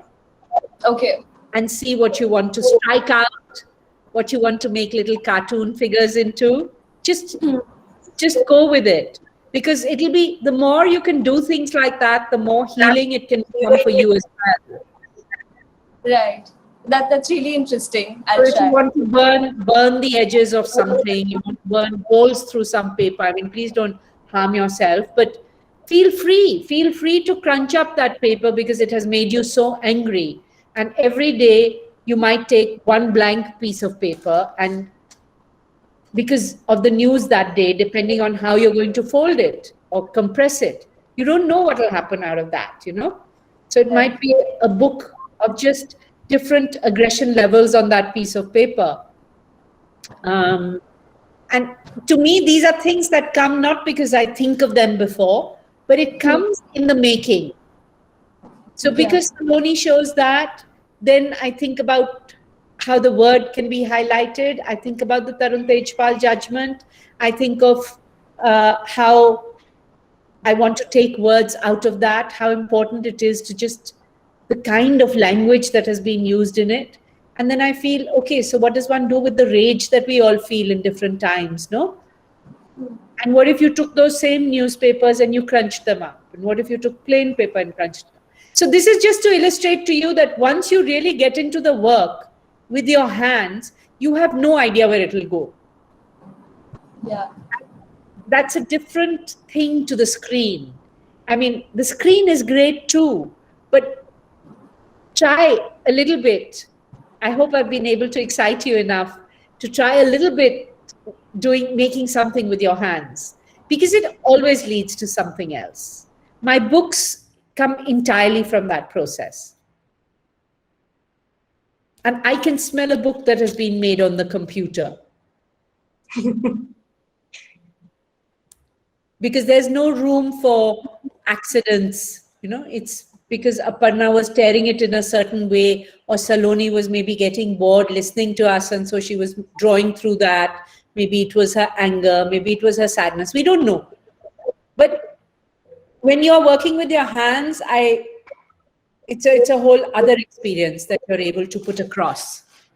And people can feel that, no? Instead of just Saloni's Twitter essay, there's something else going on, and we have to figure it out. So you're going to make me engage more. Okay, maybe I'm digressing, but Saloni would have got something out of it. Yeah, definitely. So if you were to move on, if you could go to the Google Doc in the chat, Alina and Palak and I have added, because I think we worked with this team because we didn't have newspaper access. So now I have to find the Google Doc. Just click on it. I mean, if you click on that link from the chat. From the chat, okay. Yeah, it's just a little above in the chat. There's a 12:20. Yeah. So you'll be able to see the document. Yeah. Right. So, I just went with your first prompt to put in something that makes you feel hopeful or hopeless, or it's a feel-good thing, or it doesn't feel too good reading. So on the right is something that, I wasn't feeling too good reading about, of course, but also the fact that, with something like a Google Docs form or even a Miro board, when you add in a comment or, to display on the comment, and you have that little bar that says resolve or leave unattended. Right. So, can we resolve this by just flicking this switch? And then there's the cat videos that have kept most of us going through through the lockdown. And I think, mostly my archives are full of photographs of my cats and cat videos and cat baking videos and all sorts of things. So yes, this is something I have seen a lot on Instagram. How many cat videos can there be? And every day there are more and more. So, somebody has to do an archive of these cat pictures. No, I have not seen it at any other time other than this COVID time. So there is something, Alina, that this is telling us. I think there's more to it than we may have realized. Why? You might want to do a search if there is such a figure available. I am sure, at least on Instagram, among the people that I follow, the amount of cat videos I have seen, I never saw them before COVID. There were a few diehards with, occasional cat pictures. But these cat videos, it's doing something. And that is also worth exploring, Alina, that what is it that's drawing people to the cat video. It's like they can be, comedians and other things that might make us laugh. But there is something about the cats. And since I'm not a big cat lover, I don't know what that is. But it's worth exploring, like what happened with cats and COVID. So there you go. There's one archive right there for someone to make. Nothing is unimportant, as any archivist will tell you. Yeah. It's just building an archive of it. So that's what I say to young photographers also, that it doesn't matter what you're photographing. It's like, can you get after this thing for the rest of your life? Can you just go on and on at it? Or are you just following trends? I come from a generation that is not, I personally am not so fond of trends. But if you want to be a trend person, that's okay. But it's worth exploring the cat and COVID. Somebody has to do that. Maybe it'll be Alina. Or maybe it'll be 5 people. I don't know. There might be a lot more cat people here. I saw some beautiful, beautiful images of birds that had got hurt and were being treated and helped. And I thought, how interesting, because I've certainly started to notice a lot more birds than any other time in my life, because I've never sat still in one place for so long. And there are so many more birds and butterflies in Delhi, So maybe there's something to be done with birds as well. Because there are certainly green pigeons that we are seeing in this part of Delhi that we didn't see before, that were not there. So how come the green pigeon has come during the time of COVID? And maybe it's nothing. You go down that road and you find that, it was always there. You just didn't notice or something like that. Over to Palak. So we have 3 more people. Palak, Avantika, Palak, Riddhima, Avantika, and Dibankita. 4 more people. Yeah. Okay, hi. I think we're going in this format because of the Word doc placement. So, Riddhima, I think I'm cutting the queue here.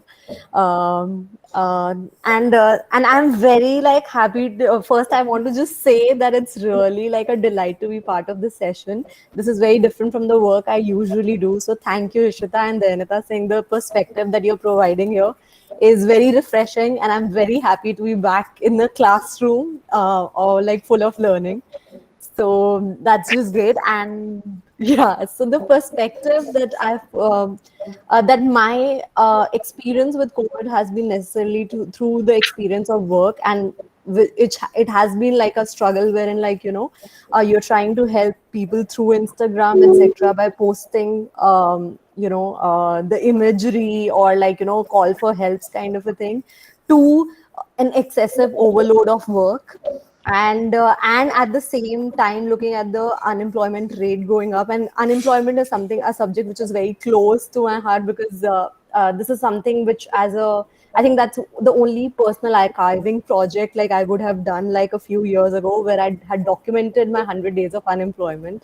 And it was it became interesting and kind of viral in my circle at that point. This is few years ago I'm talking. And so it's interesting for me to look at that kind of where I am overworked but sitting comfortably at my home, versus somebody who's on the who doesn't have that means. The shops are closed, there are so many vendors losing their jobs kind of a thing. So that juxtaposition is what I wanted to explore with it. And so I just put it together because I didn't have access to any archival or newspaper material, so I just put it together. Yeah, and that's great too. I mean, you just have to find, I guess in the Google Doc, I would say, how do you personalize it more? How do you bring your hands into it? So right now, Palak, if I look at what you made, and you have to forgive me because I'm also bookmaker. So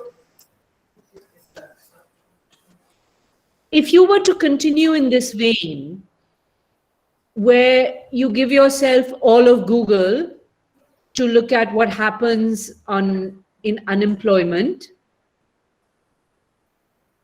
then how should I say this? I like to give myself, and this is me as an artist, I like to give myself some constraints, because otherwise I get lost in a sea. And that is my fear with a work like this, that it can, and it's maybe it's okay. Maybe you want to do this for your whole life. But one is, there's so many possibilities and so many directions it can go in, and everybody works differently. I love to have constraint of paper size, of content, of something or the other, because otherwise it can go on forever. I'm aware of that. And maybe that's fine. Maybe, there's endless books to be made, like Borges says, and that's okay too. But for myself, I like to give myself constraints. So I would say, Palak, if you want to continue in this way, from Google in such a large span, then maybe think of how are you going to determine it more. Maybe. I could be wrong. I'm probably wrong. No, absolutely. So this was just like, because Google search was the easiest thing that could be done, and probably looking at also the form is something which I'll have to look at, because you really have to look at, because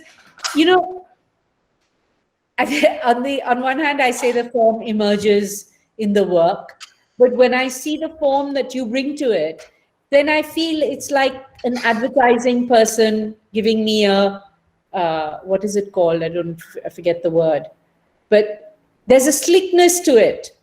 And this may be just me, but there's a slickness that I don't trust. And I don't trust it because it's speaking an advertising aesthetic. And by now we have been trained that if you see a kind of picture too much in advertising, then if you see that same picture done somewhere else, I've done it, you're not going to trust it because you've seen it in advertising. So in your deep subconscious, a slight mistrust has developed. So when I see something that has been executed in a way that maybe it's just Google Docs leads you to that, then, yeah, but where's Palak in all this? Like, where is Palak's hand in all this? So if you're going to work with Google, and I think it's a great idea, it's a huge challenge, how are you going to contain it? And then what form will you find for it? Which is not a Google Docs format. Absolutely. I think it was just to put the first initial thoughts and just put like, the imagery and representation of the idea, and definitely the, because, I know what you're saying, and this, because this is something that I do on a daily basis, where I create like presentations and like, like those kind of things. So it's just putting it together. So the idea together, but I know the form that we are dealing with, like, for something like this, where archiving or like, collecting this kind of information. So probably looking at like, and I love the video that you showcased like in the session today. And that's something which is closer to the art that I've been, working at like because I come from a filmmaking background. So that's closer to the representation of art. Yeah. No, I think many of you come from a film background. So we haven't even addressed that as yet. Like, we just started with the paper, but the same thing can happen if you're just, something that Kunal Kamra does very well is you just have to take clips and put them together. And as film people, you know how much havoc you can create on the editing table, no? You can completely misrepresent something. And, maybe these are times to do all of that as well. So, go to the film archive as well. And you might want to take just one channel and see how did they report on such and such day? It could be just words, like what is the language that was used that day? What are the words, the new words that came in? I don't know. Archiving is endless. You can go in and in and in. And that's what's fascinating, and that's the madness. Don't forget to read Adventures of a Photographer. Okay, I'll put it later. The book is called Difficult Loves by Italo Calvino, one of my favorite writers. And the essay in there is Difficult Loves. Okay. Thank you for this perspective. See, I can't help it because I'm an image person, no? So I also spend a lot of time thinking about the image, and I'm surprised that we don't have image studies like we have Hindi, English, Tamil, because the image is the language of the future, and we all have to learn how to read the image. And the image is quite an insidious creature. It has various layers, and of course they are dependent on your context, but it's a little bit like me saying I can smell a book that has been designed on the computer and no paperwork has gone into it before. One can also smell, like, why am I not trusting this image? And maybe you can all do it when you look at the newspapers or wherever you look at the images. Like, why are you trusting this image? Why are you more open to this reporter? What is it about? And I feel that people who are in advertising have these answers because their economy is based on it. So that's worth thinking about while you're doing your archive also. What is going on with images? What are the subtext of these images that we are seeing? All right. So I think we're left with 3 minutes more. How do you feel about this? So I requested Riddhima, Avantika, and Dibankita to put it in chat. Maybe that's faster. Avantika has already written something. If you would like to look at it.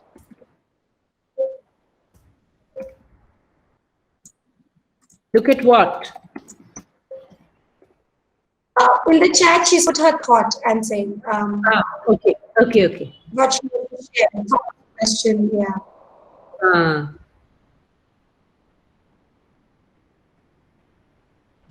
And I think meanwhile, Riddhima and Dibankita might be putting it in there. I don't see Dibankita. Are you here? I'm so sorry. Yeah, she is here. So now I should go to the Google Doc and scroll down to Avantika. No, it's in the chat only. In the chat of Google Meet, where you just wrote the book name. Yeah. Just about Avantika wrote something. Yeah, so Avantika didn't make something. I did. It's in the Google Doc. I don't know if you have the time to look at it, but like I quickly did something around how I suddenly felt when I went through these 2-3 headlines. Yes. Yeah. The Spanish flu, right? Painting the Spanish flu. Yeah. This is also wonderful exercise and could well become an archive where you insert the words that come to you. And if you had done this from the beginning of COVID, I'm sure the vocabulary would also change and some words would become, and then it would be interesting to see how many times does the word fear appear? Is it every day? Does it appear 3 times a day? At a certain time, now that lockdown has opened in Delhi, are there other words that are going to come in? I don't know. But yeah, I think what you're proposing is also very interesting to bring yourself into the archive. Yeah, thank you for that. And it did feel like that I am right there when I started looking at the headlines. More than the headlines, it became about me and how every person could feel variety of things through the same headline. So I think that's it in itself. I think even as archivists, we ourselves are part of what is getting archived. Exactly. So what might be archiving. There's no objective archivist. Yeah. And yeah, that's felt very real in the process of it. So yeah, but thank you. It was a lovely workshop and I really enjoyed it. I did too. I don't know if I'm supposed to say that, but I did too. I haven't done something like this, but this was good. Riddhima is asking, how do we stop ourselves from drowning at the same time justify our curiosity to stop digging? It's again in the chat if you want to read the whole comment she's shared. Google Meet chat. I think it's a very, very relevant. Very important to give yourself some constraints, because otherwise you will just, you will lose the plot if you sort of start becoming open to everything. So you have to make constraints for yourself. I can't say what they might be because I don't know in which direction you'll go. But you can say, I'm going to look at the newspaper. Say you were continuing with the newspaper for precisely 10 minutes, and that's it. And that's how much time I'm giving for my archive project, or half an hour. So you can make a constraint with time, you can make a constraint with material. I'll only look at one newspaper. I'll only look at page 5 of the newspaper. I mean, being an archivist is also a conceptual process, no? So you might say, I'll only look at the front page of 5 newspapers in 5 minutes. And it's just what I get from that in 5 different newspapers. So you just have to, that's why I love the idea of constraints. And that's why I was worried about Palak going to Google. Like, how do you make, it's an interesting question, no? How do you give yourself constraints on Google? One of the ways we all know is time, that no, I'm not going to search for this more than 30 minutes. Because otherwise, before you know it, the day has passed and you're still searching because you found so many other interesting things. So no, I think that's a question for everybody. Like, how do you give yourself constraints so you don't drown in your material? And time is obviously one very easy way of doing it. And there's one final question from Debankita. I think it's a bit long and quite personal, so I would suggest you to read it directly in the chat. She's asking us about intention setting. I think, Debankita, it's a difficult one, but not impossible, because if you were to embrace the situation that you're in, or you're feeling sort of hollowed out, then you perhaps create an archive of that feeling, of feeling completely hollowed out, that has nothing to do with faces of people. It doesn't even have to do with people, but it could be something that happens when you start working with your hands. That might be one way. I don't know you, I can't see you, I haven't seen the book that you made. Can you? So it's difficult for me to suggest, but maybe you're not able to turn your video on. It could be that in the writing, you're able to tap into that hollowness that you feel, that maybe it's not a visual thing at all. I don't know if any of you practice somatics, but if you sing, like, sound can be a great way. So it may be that you make these sounds, Debankita, that express the hollowness that you're feeling. It could be through words, it could be through writing. You might want to embroider those words. It could be through working with mud. To embrace that feeling is what I'm saying, because that is also a very important archive to make, no? So would you be comfortable with words? Dayanita ma'am, thanks a lot for the suggestion. I tried to write, like I wrote poems and whatever feelings I felt during this time. And even I wrote some kind of letters to the person I lost to pandemic. but sometimes I like I go out of words, and I have stopped there. Like I had stopped there and have not written anything till yet. So Okay, also, fine, I understand. Yeah. Yeah.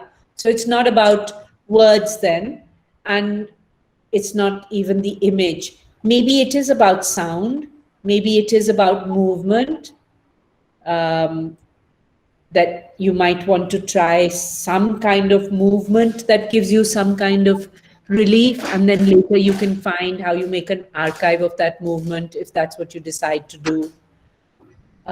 Sounds of what you feel, not words, but sounds.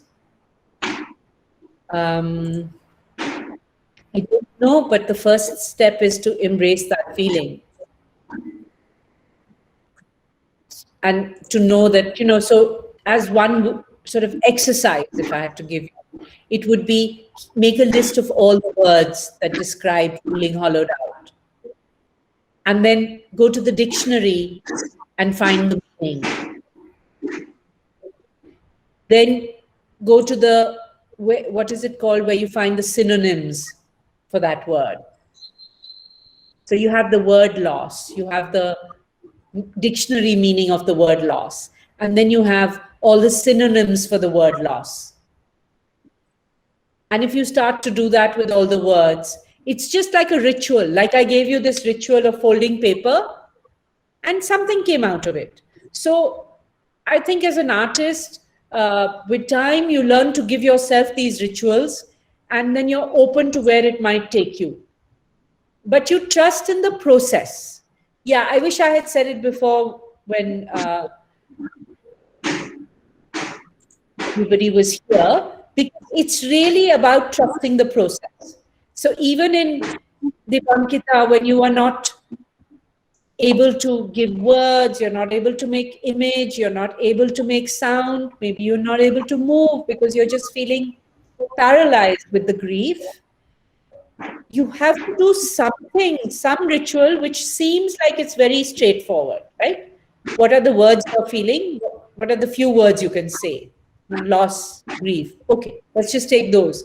We go to the dictionary, we find the meaning of those words, we find the synonyms for those words, then we start to find the meaning, dictionary meaning of those synonyms. And if you trust that process, it'll lead you somewhere. I'm a true believer of that, and my work stands to that you have to trust in that process. You can't second guess it. You can't say in the beginning, oh, this is what I'm going to do, or this is what it will be.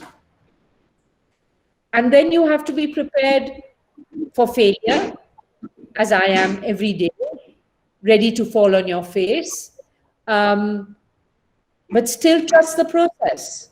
Just that, yes, something will come out of this, and it does.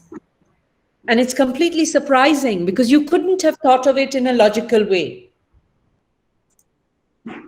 So this is just one example. You can invent your own ritual, but something, this doing religiously, I don't like to use that word anymore, but like just saying that every day I will do this for this amount of time. So not to drown in it and not to say I will always be doing it. And then you make your own ritual that maybe you want to take your shoes off when you're doing that. Maybe you want it to be a homage to that person. So you want to sit in a different way, You might want to be very conscious of whether you're facing the light, whether your back is to the light, all kinds of things. And then trust that in that process of doing something that seems quite mundane and you're doing it because Dayanita asked you to do it, you don't know what will come out of it. But something will, even if it's just to point you in another direction. But you have to do. This overthinking is also a problem, no? And I find, if you will forgive my saying so, I find in your generation, there is a new skill that has developed where you can talk yourselves out of anything. Most of the people, the young people I know, and I have lots of young friends, they are experts at talking themselves out of doing something. because it's been done, because I can't do it well enough, it's been done so much better. There are 100 reasons not to do it. Somehow I don't think of the reasons not to do it, I just do it. It may be a generational thing, but you just get into it and you just do it and trust the process. Those are good, very good ending lines. Yes, I agree. Yes, this is perfect. Starting off to build an archive in our own ways. I think we need to keep doing it and trust the process. Yes, that's perfect. Absolutely. Thank you so much for being so generous with your time. I mean, it's been more than 2.5 hours. I really hope it was as enriching for you as it's for us.